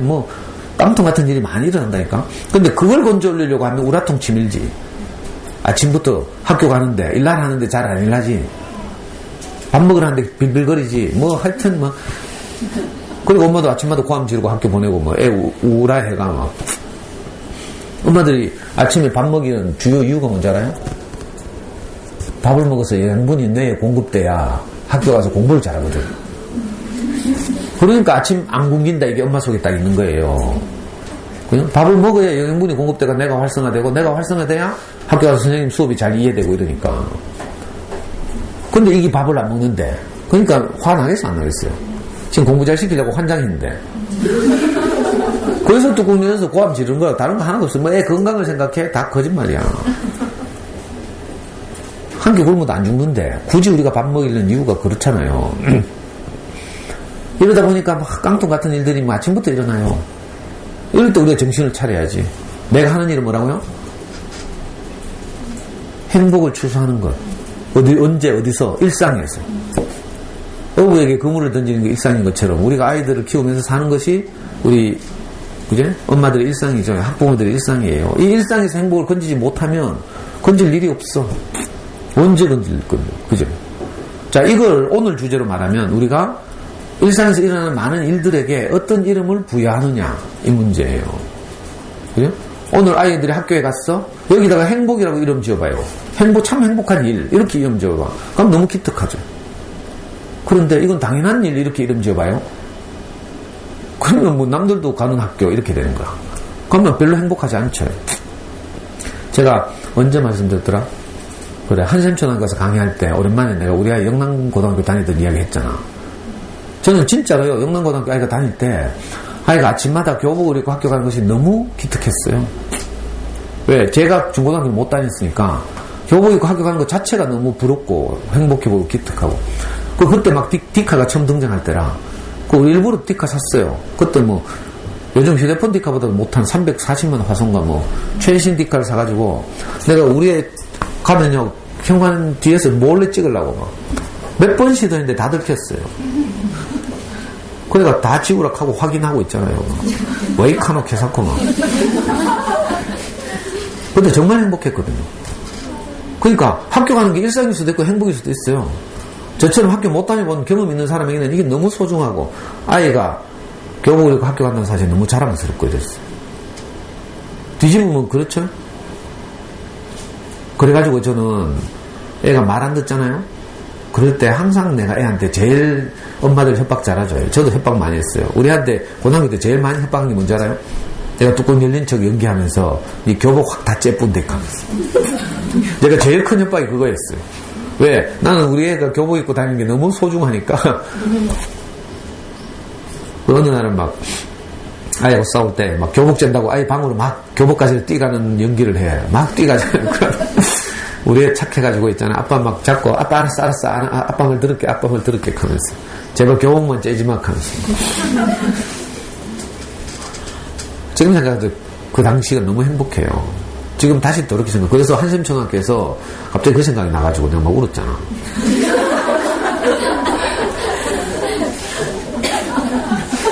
이건 진짜 행복한 일이에요. 자, 아이가 내 옆에 있는 거, 이거 정말 행복한 일이에요. 우리는 지금 떠나가 서울에 있어요. 2달에 한 번 내려올까 말까예요. 내려온다고 해도 뭐, 그저 금요일 밤에 내려와요. 그럼 저는 금요일 밤에 여기서 그 성경 공부 모임이 있기 때문에 밤 11시, 12시에 집에 가요. 애는 뭐 동대구 도착하면 엄마 만나가지고 밥 먹고 집에 있어요. 제가 퇴근해 가면 밤 12시 넘어요. 기껏해야 12시에서 한 새벽 3시 사이. 요게 내 아이하고 있는 모든 시간이에요. 그때 아이가 이제 지가 뭐 위로가 필요하면 저한테 말하고, 거실로 나와서 말하고. 잘 살고 있으면 나오진 않아요. 지방에서 뭐 노트북 하고 있고. 큰 이야기도 없어요. 근데도 그 아이가 함께는, 안기는 하죠. 내가 아이 볼 때마다 저보다 지금 덩치도 크고 이렇지만 내가 그좀 매달리듯이 안아가지고 막 그 넓은 등짝을 때리면서 우리는 항상 위통 벗고 있거든요. 그러면 막 꼭 안고 우리 아들 장하닥하고 기특하닥하고. 그 짧은 찰나. 너무 행복하잖아요. 근데 이 아이들 맨날 내하고 있어. 생각을 바꿔보니까 진짜 행복한 일이에요. 그게 이렇게 이름 짓는 거예요. 소파에도 이름 짓고 집에도 이름 짓고 뭐 할머니가 이러네? 이건 일상에 이름 짓는다 이렇게 해석할 수 있죠. 그냥 단순히 뭐 물건에 이름 붙인다 이렇게 생각하지 말고요. 저는 이제 뭐 교회를 다니고 우리 목사님, 제 스승이 목사님이니까 항상 이런 이야기 듣잖아요. 실제로 그 성경의 제일 앞부분이 창세기인데 창세기 2장에 보면 어떤 일이 있는가 하면 하나님이 아담을 창조했다고 하죠. 아담에게 나머지 모든 창조된 것들을 다 데리고 와서 아담으로 하여금 이름을 짓게 해요. 이런 말이 나와요. 그러니까 그래가지고 아담이 이름을 짓는 것이 다 그 이름이 되었대. 이 말은 여기서 말하는 이름은요 내 이름이 아니에요. 의미를 부여한다는 거죠. 김춘수 시인의 꽃처럼 뭐 어떤 몸짓이 있는데 거기다가 내가 꽃이라고 이름 붙이면 내하고 관계가 생기고 내가 좋아하고 아름다운 꽃이 되는 거죠. 그렇지 않으면 아무 관계가 없어요. 그러니까 사람은 아담에게 이름을 모든 피조물을 이끌어와서 아담에게 이름을 짓게 하고 아담이 이름한 바가 곧 그 이름이 되었대. 이 말은 무슨 말인가 하면요. 사람은 모든 만유에게 이름을 지어줄 존재다 이런 뜻이에요. 예를 들면 어떤 사람들 이름을 잘 못 짓는 사람들은요. 돈에다가 뭐라고 지어요? 신이라고 이름을 지어. 돈이 신처럼 하나님처럼 중요하다 이렇게 이름을 짓는다니까. 많은 사람들이 그래요. 이걸 보고 뭐라고 해요? 그리스 철학에서는 물질을 신처럼 여긴다고 해서 물신주의 이렇게 불러요. 이 이름 잘못 지은 거예요. 심지어는 돈을 부모보다 더 소중하게 여긴 사람도 있어요. 그러면 부모님보다 돈이 더 소중하게 이름 지어진 거죠. 그래서 돈 때문에 소송하고 막 이래요. 지금 롯데그룹이 그래가 개피 보고 있죠. 그죠? 부모님하고 그 창업자하고 형제간 둘이 있잖아요. 형제간 둘이 막 갈등이 일어나가지고 맨날 아버지 찾아가서 내편 도둑하고 막 이렇게 하다가 뭐 소문에 듣잖아요. 일본에 있는 형이 밀려가지고 그죠? 막 검찰에다가 막 모든 자료를 다 넣었대. 그래가 지금 롯데그룹이 샅샅이 지금 이잡듯이 뒤지고 있어요. 이 비극적이죠. 왜냐하면 그죠? 정말 소중하고 가치 있는 것에 살아있는 것에 생명 있는 것에 이름을 가치를 부여해야 되는데 그죠? 엉뚱한 데 물질에다 가치를 부여하고 있어요. 원래 돈이란 건 사람을 위해서 만들어진 거죠. 처음에는 왜 물물교환했어요. 고대 사회에서는 물물교환. 남는 거 잉여 생산물들을 다른 쪽에서 남는 거과 교환하고 이랬죠. 이게 만약에 이게 서로의 필요가 맞지 않으면 교환이 안 되잖아. 그게 불편하죠. 그래서 이른바 화폐라는 게 등장했죠. 그 옛날에 조개 껍데기 같은 걸 화폐로 사용했어요. 그래가지고 당장 물물교환은 안 되는 그런 것이라도 화폐로 이렇게 바꾸면 또 다른 것과 교환할 수 있고 이러니까 이래서 생긴 게 돈이에요. 화폐라는 거죠. 그러니까 이 화폐는 돈은 사람의 행복을 위해서 편리를 위해서 사람이 만든 거예요. 근데 이상하게 사람이 거기다 너무 큰 이름을 붙였어. 그러니까 어때요? 소중한 가족들을 잃기도 해요. 여러분들도 그런 경우 많이 있을 거라. 이제 나이 한 40쯤 되면요. 친정어머니 칠순 때 형제간이 돈을 얼마씩 낼까? 뭐 이런 거 있다니까? 이게 쉬운 거 같죠? 사법시험 2차 시험 문제라니까, 이게. 사법시험 2차 시험 문제 어떻게 나오는지 헌법 과목에서 실질적 평등과 형식적 평등의 논하시오. 이렇게 나와요. 그 사례를 주죠. 이거 미국에서도 아주 시끌벅적한 이야기예요. 예를 들면, 명문 사립학교가 있어요. 미국의 명문, 뭐, 토마스 제퍼슨 고등학교가 있다고 합시다. 이 토마스 제퍼슨 고등학교 입학 정원에 흑인 쿼터를 뭐 3% 두자. 이런 거 있죠. 이게 뭐 큰 문제가 돼요. 실력대로 그냥 뽑자면 흑인들이 하나도 안 뽑힐 가능성이 있거든. 그러니까 소수민족을 배려하는 차원에서 그죠? 유색인종 쿼터를 두자. 이런 이제 주장이 제기되죠. 그러면 이게 큰 논쟁이 일어나죠. 그래서 이런 것들은 헌법에 위반되지 않는다 이렇게 생각했어요. 이게 뭐예요? 실질적 평등이죠. 형식적 평등은 누구든지 성적순으로 뽑자. 이게 형식적 평등이에요. 맞죠? 이게 굉장히 어려운 문제라니까.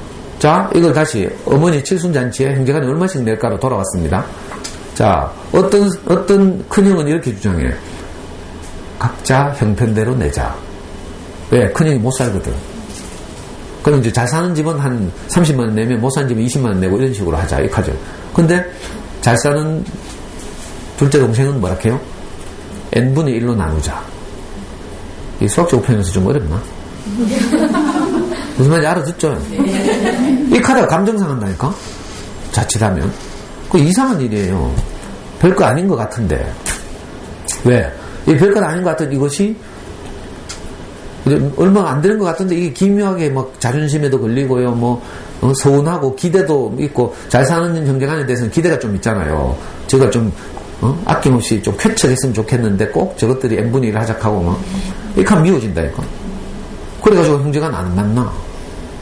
내 기준에 형들이 부합을 못하니까. 어젯밤에도 아랫밤 문화 어떤 그죠? 제 강의를 오래 들었던 어떤 AK 사는 엄마하고 남편하고 우리 연구소에 밤늦게 놀러 왔어요. 7형제가 있는데 안 만난다는 거라. 부모님 물론 다 돌아가셨고 왜 안 만나고 했더니 내가 원칙이 있잖아요 하면서 아빠가 형들이 다 원칙이 입에되는 거라. 그래가지고 안타깝게 명절로 형제들 못 만나고 있어. 그래서 내가 그럼 고하잖아 하니까 고하는 아니래요. 명절에 형제가 못 만나면 진짜 서운하거든요. 저는 뭐 이제 내 동생 작년에 안 걸려 죽고 우리 형하고 내하고 둘밖에 없는데 그죠? 설날에 형집에 못 가면 진짜 서운하거든요. 뭐 가도 뭐 편한 건 없지만 내가 제일 무서워하는 우리 형수가 딱 있으니까 늘 내가 우리 큰 집에 갈 때는 어떻게 가는지 기도하면서 가잖아. 오늘 큰 집에 가서 내가 어떤 소리를 듣더라도 지나가게 하옵소서 하면서 나는 죽은 자입니다 하면서 이렇게 가요. 나는 아무것도 아닙니다. 제가 제 스스로부터 들었던 가장 그 위대한 말이 네? 인생은 아무것도 아닙니다 이 말이거든요. 우리는 다 속아가지고 나는 내다 뭐 내가 내다 이런데 속아가지고 다 살았어요. 근데 알고 보니까 인생은 아무것도 아니에요. 차에 받치면 죽어보고 그죠? 뭐 회를 잘못 먹었는데 막 온 배가 뒤틀리면서 막 있잖아요. 제가 하루는 교회 갔다가요. 교회에서 뭐 이렇게 맛있는 회를 마산에서 공수해 왔대. 그래가지고 이제 친한 사람들하고 회를 먹었어요. 2시간도 안 지나가지고 있잖아요. 집에 들어오는 차 안에서 내가 막 온 속이 뒤틀려가지고 막 그때 비닐봉지에서 운전하면서 내가 비닐봉지에 계속 쏘아. 좀 더러운 이야기해서 미안해요. 운전하면서 내 평생이 처음이에요. 근데 내 인생 진짜 아무것도 아니라니까. 자존심 이런 거 전부 헛상이죠, 헛상. 십자가에 못 박으면 딱 죽는 게 인생입니다. 하나님의 아들이라고 걸었던 예수도 십자가에 못 박으니까 딱 죽잖아요. 끝이에요. 그걸 보면서 우리 제 스승이 항상 말하더라고. 인생은 이 안에서 다 하나다. 우리는 이어서 남보다 낫고 여기서 남보다 낫고 다 익하지만 십자가에 딱 못 박아놓으면 우리는 다 하나예요. 우리 물속에 딱 잠기면 다 하나예요. 아무것도 안 돼. 그죠? 아니, 내가 어제 희한한 말 들었다? 무슨 수영? 어떤 초등학교에서 무슨 수영을 하더라? 생존수영. 초등 2학년인가 3학년이 생존수영 프로그램 뭐 한대? 세월호 사건 때문에. 아이고, 인생을 몰라도 분수가 있지. 아니, 세월호가 지금 엎어져가지고 바다에 빠졌어. 그 생존수영 한다고 살겠어요? 나 답답해 죽겠더라. 아니, 그냥 뭐 수영장이나 해수욕장에서는 뭐 좀 가능할지도 몰라. 수영 아무리 잘해도 기본 바다에 빠지면요, 뭐지, 이거, 온도가 식잖아. 아우, 끔찍하네, 가만 생각하니까. 그 생존 수영한다 하더라고. 그 인생이 뭔지는 몰라서 진짜 이거 근시안적으로 대책을 내놓는 거지. 안타까운 일이에요. 제가 그래 여러분들한테 드리고 싶은 말씀 뭔가 하면, 우리는, 그죠? 모든 물질에도 그렇고요, 상황에도 그렇고, 일상에도 그렇고, 우리가 이름을 지을 존재예요. 이름 짓기 좋아하는 할머니처럼, 아담처럼, 우리가 우리에게 적절한 이름을 부여해야 돼. 안 그러면요, 내가 이름을 잘못 부여하는 순간, 그것 때문에 내가 고생해요. 속상하고, 억울하고, 원망하고 이래요. 그러니까, 내 자신에게도 이름을 잘 지어야 되고요. 저는 항상 그래서, 그죠? 제 스승으로부터 늘 이야기를 들을 때마다 나는 아무것도 아니다. 이렇게 내 이름을 지었어요. 전에는 안 그랬거든요. 내가 운동권도 하고 했잖아. 경북대학교 복학생협의회 의장하면서요. 10,000명, 20,000명 이끌고 맨날 바늘땅 돌아다니면서 우리의 손은 통일 부르고 막 들어눕고 있잖아요.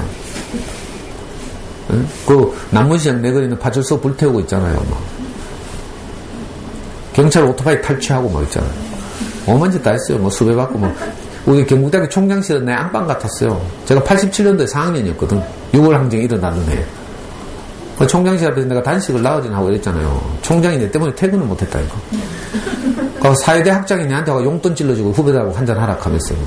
아유, 김군 웨이카시나 하고 막. 별지랄을 다 했어요. 내가 잘난 줄 알고. 온 세상이 내 생각 안에 있는 줄 알고. 내가 배운 책 읽은 알량한 마르크스 레닌주의 그 몇 줄 가지고 온 세상을 내가 아래로 보고 재단하고 이렇게 시건방지게 살았죠. 하루는 우리 어머니가 살던 대명동에 살던 단독주택이 있었는데 그걸 조금 중축한다고, 거실 조금 넓힌다고 허가를 안 받고 미장하는 분들 불러가지고 이렇게 벽돌을 쌓고 있었어. 근데 동네 누가 우리 엄마하고 뭐 사이가 안 좋은 분이 있는지 동사무소에 찔렀어. 그 동사무소에 그 토목 건축직 공무원인가 와가지고 이거 불법이라 하면서 우리 엄마가 그 미장 아저씨 시켜가지고 이렇게 벽돌을 조금, 거실 벽을 조금 넓히고 있는데 조금 쌓아놨는데 그걸 발로 차고 무너뜨렸어. 제가 학교 갔다 왔는데 우리 엄마가 속상해가지고 이야기를 하는 거라. 제가 그때 경북대학교 정치외교학과 4학년인 거예요. 우리 엄마가 속상해하니까 내가 가만히 있겠어요? 바로 동사무소 쫓아갔지. 문을 박차고 들어가면서 바로 막 고함을 지르면서 있잖아요. 막 하니까 너가 뭔데 막 남의 사유재산을 발로 무너뜨려 놓고 하면서 행정적으로 처리하든지 뭐 법적으로 고발하든지 하지 너가 와 발로 차놓고 하면서 내가 막 삿대질하면서 막 고함 지르니까 할아버지 동장이 막 나오더라고. 선생님 어디서 오셨습니까? 그 동장실로 들어가서 커피 한잔 하자 하면서 막. 아이고 내가 그리 치기가 그 아버지 볼 때는 동장님한테 막 27 청년이 있잖아요. 나중에는 내가 이제 수습이 안 되더라고. 막 길길이 날뛰다가 어떻게 정리하고 돌아와야 돼. 근데 시끄러워서 수습할 방법이 없는 거야. 여러분들도 가끔 그렇죠? 뚜껑 열리가 막 행패 부리고 나면 수습이 안 돼. 아이고 참. 근데 참 난감하거든요. 제가 그렇게 살았어요. 근데 그런 많은 일들을 거쳐서 이제 제 스승을 만나고 나서 그 스승이 저한테 딱 이름을 지었어요. 인생은 아무것도 아니다. 이거 이제 성경적으로만 피조물이다 이 말이죠. 지어진 존재다, 시작된 존재다 이런 뜻이에요. 우리 육신은 부모님부터 시작됐고 내 안에 있는 모든 가치는 책을 읽거나 누구의 영향을 받거나 강의를 듣거나 이래서 내한테 온 거예요.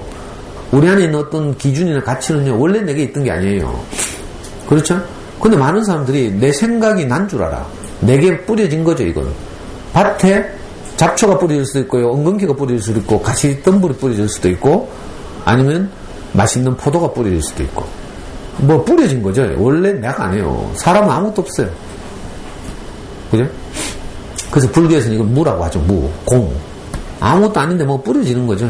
그러니까 여러분들도 혹시 이건 꼭 이래야 된다 이런 생각이 있으면 그건 언제든지 비워도 돼, 내려놔도 돼요. 애라면 학생이라면 이래야 된다 이런 거 있잖아. 학생이라면 꼭 학교 가야 된다 이런 엄마들 있더라. 그래야 개근상 받는다 하면서. 개근상 받으면 뭐 하려고? 애 아프면 학교 안 가도 돼요. 그리고 어떤 경우에는 애들이 학교 생활이 힘들어서 하루 쉬고 싶어 할 때도 있어. 그럼 엄마도 어떻게 생각하더라? 얘가 오늘 그래 가지 마라 하면 내일도 안 간다고 할 거야. 내일도 안 가면 영원히 안 가려고 할 거야. 이거 한다. 이건 전부 생각이에요, 생각. 실제가 아니라. 내일도 안 가려고 하는 애 대한민국에 하나도 없어요. 해봐요, 직접. 애들이 우리보다 더 학교는 가야 되는 곳이라고 이미 알고 있어. 그러니까 두려워하지 않아도 돼요. 과감히 쉬어도 되고. 저는 뭐 우리 초딩 때 애하고 싸우니라고 학교 못 보낸 적도 있어. 초딩 때, 우리 초딩 때 내하고 싸워가지고, 내가 삐져가지고. 화가 안 풀려가지고 막. 그 나중에는요, 한 10시쯤 됐어. 할 수 없이 수습해야 되잖아요. 내가 애 부둥켜 안고 막 울고 막. 괜찮다 하고 미안하다 하고. 지금이라도 학교 가면 된다 하고. 그래서 내가 애한테 막 울고 아빠 미안하다 하고 이래가지고 10시쯤 내가 애 데리고 내가 교실에 갔어요. 그 선생님한테는 제가 늦잠 자서 늦었습니다 하고. 별짓 다 했죠. 근데 이런 저도요, 내 인생에 대해서 이름이 잘 붙여지니까 삶이 달라지더라고요. 나는 아무것도 아닙니다. 여기에 딱 내가 기초하고 있으니까 사람들과 관계하는 게 너무 쉬운 거예요. 나는 아무것도 아닙니다. 신기해. 나는 어떻게 이 말을 들은지 몰라. 그전에는요, 나는 납니다. 이 말을 들었거든. 하면 됩니다. 뭐 이렇게 해서 하면 된다. 뭐 이런 거 있죠. 자기 개발주의 서적들 보면 다 그렇게요. 찌랄한다. 하면 되는 게 어딨어. 나는 다리 길게 하고 싶어. 돼?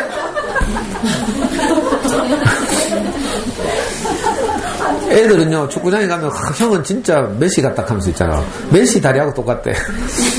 원래 공을 드리블 잘하면 다리가 짧아야 돼. 그리고 O형이라 해야 되고. 근데 내가 메시처럼 다리가 그렇게 되고 싶겠어요? 그걸 누가 하면 되는데 미친놈이지. 인생은요, 절대로 해도 안 되는 게 있어요. 짜장면을 먹을까 짬뽕을 먹을까 이 정도는 몰라 할 수 있을지 모르지만 미스 코리아 될 수 있겠어요? 근데 뭐 나는 된대. 인생 아무것도 아니에요. 미스 코리아 했어도 소용없어. 40 지나면 다 뱃살 나오고요. 다 늙어가지고 추해져요. 거기다가 젊을 때 미스 코리아 한다고 화장은 너무 많이 해가지고 덕지덕지 해가지고요. 나이 들어서 화장 진하게 하면 정말 괴롭거든, 보기가. 제발 화장 진하게 하지 마요. 우리 어디 갔노? 좀 빼놓고. 우리 두인애님은 저 미적 감각이 있어서 예술가거든, 예술가. 그러니까 루즈 딱 막 진하게 발라도 아주 멋있어요. 웬만하면 화장 진하게 하지 말고. 이야기 엉뚱한데, 자, 사람은 일상을 통해서, 일상에도 이름을 잘 지으면 거기서 행복이 막 솟아나요. 그죠? 아이들의 작은 변화를 보고 큰 기쁨이라고 이름을 지어요. 어제하고 오늘하고 너무 다르거든, 애들이. 너무 신기하잖아. 아까 경원이가 수학 100점 맞은 기적 같은 일이에요. 그래서 내가 제 생각에는 그 카톡방 이렇게 썼어요. 아마 아이 평생에 최초의 100점일 것 같다 이렇게 썼어요. 그랬더니 경원이가 그 글을 읽더니 바로 수정하되 초등학교 2학년 때 100점 맞은 적이 딱 하면서 아마 내 생각엔 그게 수학이 아니고 다른 과목일 가능성이 있어요. 근데 이건 너무 기쁜 일이잖아요. 제가 만약에 얘가 일주일 후에 신월 기말고사를 치는데 기말고사 얘가 100점 못 맞거든? 안 봐도 뻔해. 그게 두려워서 내가 100점을 자랑하지 못하면요, 오늘 이 기쁨은 그냥 지나가는 거라. 그렇죠? 보통 엄마들 사이에서 이런 말 있어요. 애 어떻게 될지 모르니까 애 자랑 잘난 척 하지 말아요. 물론 잘난 척 하는 거하고 좀 다른 거예요. 실제로 애가 어떻게 될지 몰라. 오늘 잘하고 내일 못할 수도 있고요. 오늘 건강하다가 내일 아플 수도 있어요. 그렇다고 해서 미래를 두려워해서 오늘 행복을 추수하지 못하면 이거 바보짓이잖아요. 오늘 우리 아이에게 일어난 기쁜 일에다가 내가 이름을 딱딱 붙여. 사람은 모든 것에 이름을 부여하는 존재, 의미를 부여하는 존재라고요. 가치를 부여하는 존재예요. 내가 좋은 이웃과 함께 사는 것이 내 인생에서 가장 소중한 가치가 된다. 이렇게 이름을 딱 부여하면 내가 이웃의 작은 섭섭함에도 양보할 수 있어요. 근데 내 자존심이 가장 중요하다 이렇게 생각하면 이웃 옆에 내가 먼저 엘리베이터에서 인사 안 하잖아? 그럼 나도 인사 안 하는 거지. 자존심이 있으니까. 샘 까줘? 그게 마침 한 3층쯤 올라가고 말 것 같으면 모르지만 28층 올라간다고 생각해. 서로 인사 안 하고 엘리베이터에서 하나는 28층, 하나는 27층. 그 숨 막히는 그 침묵, 침 꿀꺽하기도 어렵잖아요. 안 해봤어요? 그래서 저는 엘리베이터 만나면 남녀노소를 막론하고 제가 먼저 인사해요. 안녕하세요 하면서 일하러 오는 사람, 택배하러 오는 사람 다 인사해요. 제가 그래 안 생겼죠. 이게 지혜는 우리 스승한테 배웠잖아. 왜냐면 엘리베이터 타고 불편한 것보다 먼저 인사하고 좀 침 삼키는 게 낫거든. 자, 우리 아이에게서 일어나는, 우리 이제 아이를 키우는 엄마들이니까, 일상에다가 내가 의미를 부여하라니까? 자, 내가 아이에게 뭐 맨날 반찬 해주고, 신랑 밥 해주고 하죠. 이걸, 이름을 잘못 붙이면 있잖아요. 응? 내가 종이가 이렇게 이름 붙인다니까. 내가 4년제 대학 나가지고, 남편 밥이나 차려주려고, 이렇게 이름 붙이면요, 내 하는 짓이 너무 서글퍼. 그게 아니라, 어떻게 이름 붙여요? 나를 사용해주는 소중한 가족이 있어서 나는 너무 감사하다. 이렇게 이름을 붙여요. 인생은 원래 사용되기 위해서 있는 존재죠. 내가 사용될 때 의미가 있어요. 아무것도 사용될 때 없고 취직도 못하고 뭐 올 때 없어봐요. 오락하는 데 없어봐요. 진짜 서글프다니까. 저는 이거 오랫동안 경험했잖아요. 아침에 눈 떴는데 갈 데가 없어. 운동권 할 때 운동권 조직이 있었는데 운동권이 안기부에 제 조직이 안기부에 일망타진을 당했어요. 일마들이 6개월 동안 추적해가지고 우리 고려대학교 나온 중앙위원 집 앞에 안기부 요원이 군고구마 장사하면서 오랫동안 잠복해 있다가 얘가 원래 자기 집은 가면 안 되거든요. 절대 비밀 조직에서 일할 때는. 근데 뭐 하여튼 너무 이제 이거 도발이라고 하는데 우리가 도망 다니면서 수배받고 사는 생활을 도발이라고 해요. 도발을 너무 오래 해가지고 이제 옷도 없고 옷 갈아입으러 자기 집에 갔는데 그게 군고구마 장사하면서 그 앞에 잠복해 있던 안기부 요원한테 포착된 거라. 그래가지고 미행이 붙었죠. 우리 이제 운동권 하면요 소독이라고 해요. 미행을 이제 떨어뜨린 걸 소독이라고 하거든. 그래서 똑바로 이제 목적지로 안 가고요. 여러 번 차를 갈아타고 막 이렇게 움직여요. 언제 잡힐지 모르니까 이걸 소독이라고 하는데 얘가 소독을 제대로 안 했어. 그래가지고 계속 얘를 한 달 동안 미행했다가 마침내 우리 조직 남한사회주의 노동자 동맹이라고 그 당시 안기부에서 가장 오랫동안 깨지지 않고 있던 조직이거든요. 유명한 노동계신 박노해라고 알죠? 알아요? 그리고 지금 서울대학교 로스쿨 교수로 있는 조국이라고 있어. 인터넷으로 유명하죠. 얘가 우리 산업행 산하 남한사회주의 과학원에서 이제 연구하고 있어. 얘가 그때 대학원 다녔거든. 서울법대 나와서 대학원 다닐 때. 왜냐면 이게 서울법대 82학번인데 서울법대 81학번이 산업행의 이거예요. 중앙위원장 백태웅이라고 있어요. 지금은 뉴욕에 있는 무슨 사립대학교 교수로 있는데 하여튼 그래가지고 중앙위원회에 이 고려대학교 출신 중앙위원회 올 거 아니에요. 안기부가 한 달 동안 미행해가지고 어떤 콘도를 완전히 포획가 다 잡혀갔어요. 그때 저는 요 농공에 있는 평화산업의 위장취업에 있었거든요. 대구에 있는 유명한 계열사들, 평화계열사나 가불계열사들이 다 노동조합이 의용이거든. 회사층 노동조합이야. 근데 그걸 깨부수고 민주노동조합으로 바꾸려고 제가 30대 초반에 위장취업에 들어갔잖아요. 중학교 졸업 학력 검정고시 이거 내 최종 학력으로 해가지고. 그래가 농공 평화산업에 들어가서 맨날 탁구 치고요. 축구하고 막 일하기도 딘데 애들 꼬셔야 되니까 젊은 애들 올리려고 점심시간만 되면 밥 빨리 먹고 탁구장에 올라가고 주말만 되면 평화산업 축구부대가 축구하고 막. 근데 안기부에서 우리 조직이 완전히 박살났잖아. 그래서 내가 잡힐까 봐 겁나가 튀어나왔어. 근데 무슨 이야기가 여기까지 왔지? 무슨 얘기 하려고 하더라. 에이씨, 생각이 안 나. 그래. 인생은 어디인가 사용되는 게 정말 복된 일이죠. 근데 저는 사용 못 되고 있잖아. 조직 깨지고 나서 이제 그 이후로 이 말이에요. 그때까지는 내가 이제 운동권에서 활동했으니까. 그 이후로 안기부 깨지고 나서 제 인생이 꼬이기 시작했어요. 그래가지고 어디에도 사용되지 못하고 출근 오라는 데도 없고 저는 청와대까지 그 블랙리스트 올라가 있어가지고 대기업 취직도 안 됐어요. 늘 국가보안법 위반으로 수배받고 실제 잡혀가기도 하고 이러니까 오라는 데가 없어. 너무 슬퍼요. 갈락하면 내가 마음먹고 갈락하면 노름판밖에 없지. 기원하고. 엄마들도 그렇죠. 열심히 공부해가지고 어디 취직할 때 있으면 너무 좋잖아요. 내 인생이 사용되니까. 근데 우리 보통 전업주부 하시는 분들 이런 처음에는 초기에는 자괴감 같은 거 많죠. 내가 아이 키우고 뭐 남편 뒷바라지만 하고 있어도 되겠나 이렇게 생각하는 거잖아요. 근데 이거 생각을 바꾸면 돼요. 응? 내가 내 가족들의 소중한 그죠? 행복을 위해서 내 인생이 사용되는구나 이렇게 생각을 바꿔요. 그럼 내가 하는 일이 너무 즐겁다니까. 우리 와이프가 진짜 그렇더라니까. 우리 와이프는 남편 잘못 만나가지고 평생을 고생하면서 살았잖아요. 그런데 어느 날 다른 말을 듣고 나서 생각을 바꿨어요. 우리 애가 밤 12시에 지난주에 말씀드렸죠.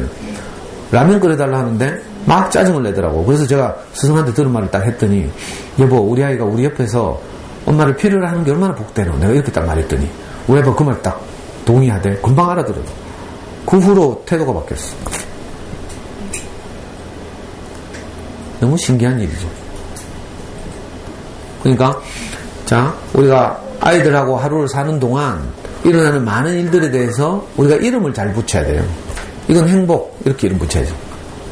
그죠? 근데 이건 뭐 사건 이렇게 이름 붙이면 어떻게 돼요? 우리 연구소에서도 매일 사건 사고가 일어나요.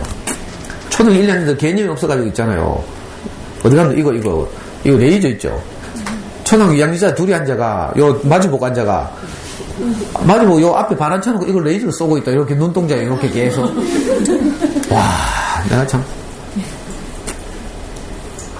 왜 그 레이저 건 같은 걸로 이거 잘못하면 이거 오랫동안 일하면 이게 위험하죠. 근데 인마도 개념이 없으니까 안 그래도 맨날 말썽만 부리던 놈이 요렇게가 욕하고 있어요. 이런 일이 한두 번이 아니거든요. 근데 여기다가 이제 이름을 붙이려고 하면 이렇게 이름 붙일 수 있어요. 이거 사고 이렇게. 응?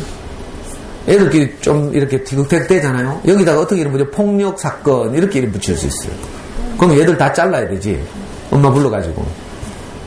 근데 우리가 이름을 잘 붙이면요. 이걸 보고 뭐라고요? 성장 과정 이렇게 이름 붙이면 어떻게 돼요? 애들이 집에서 크면서 거짓말 했어. 그래? 그럴 때 바늘도둑이 소도둑된다 이렇게 붙이면 어떻게 돼요? 이 파출소 데리고 가야지. 어떤 아빠 실제로 파출소 데리고 왔어요. 애 거짓말 한다고.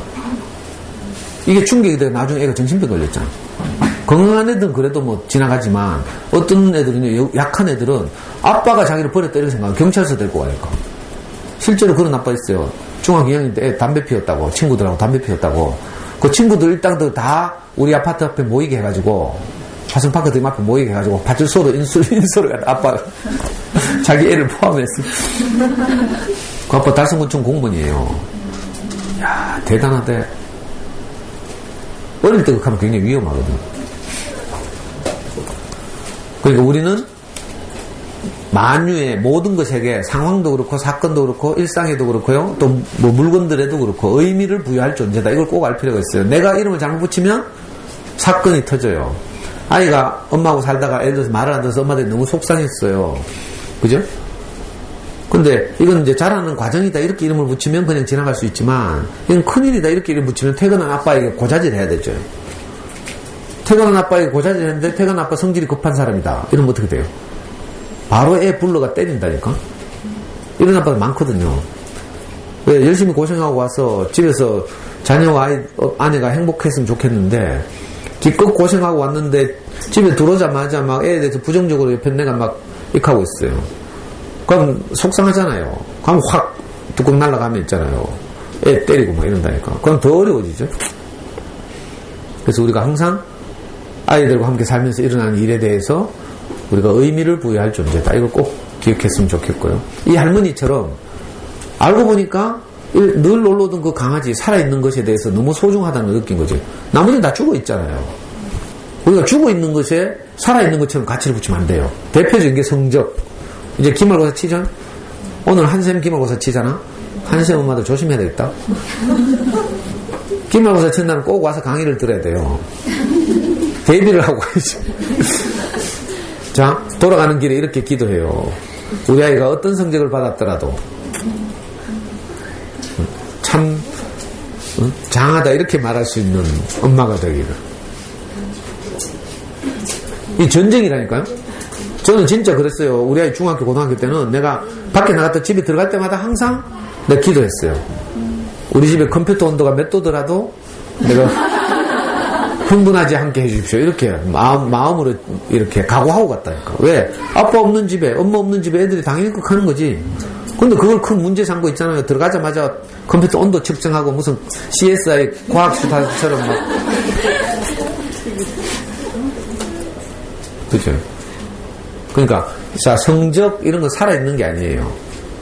알죠? 그게 필요한 것이긴 하지만 공부라는 게 필요한 거지 그게 내 행복을 가져다 주는 건 아니에요. 먹고 살기 위해서 필요해서 우리가 최선을 다해 돕지만 이걸 잘 구분해서 의미를 잘 부여하고 아이들이 나를 기쁘게 하는 것들을 작은 일에 기뻐해야 돼요. 작은 일에.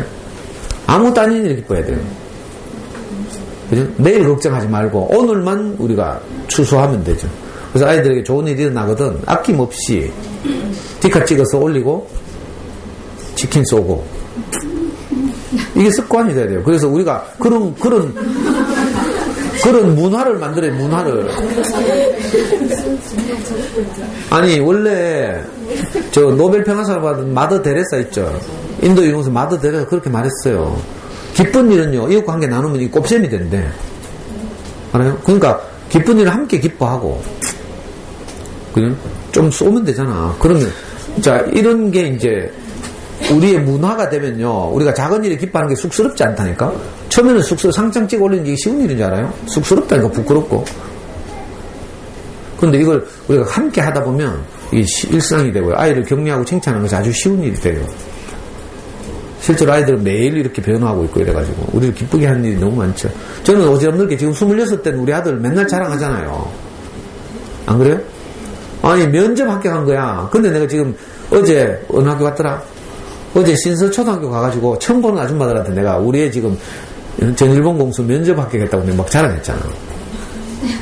곧 면접에 서기 전요 면접 떨어질지도 모르는데 내가 떨어지더라도 신서초등 오면 언제 다시 본다고 내가. 떨어지면 떨어지는 거지 뭐. 일단 되는 거 기뻐하면 되죠. 아이고 뭐 왜 이렇게 일찍 오노. 벌써 시험 치고 벌써 온다 한샘. 아이고 알았죠? 오늘 돌아가시거든. 그죠? 일상에 이름을 잘 부여하는 의미를 잘 부여하는 그런 우리가 삶을 살았으면 좋겠습니다. 마치겠습니다.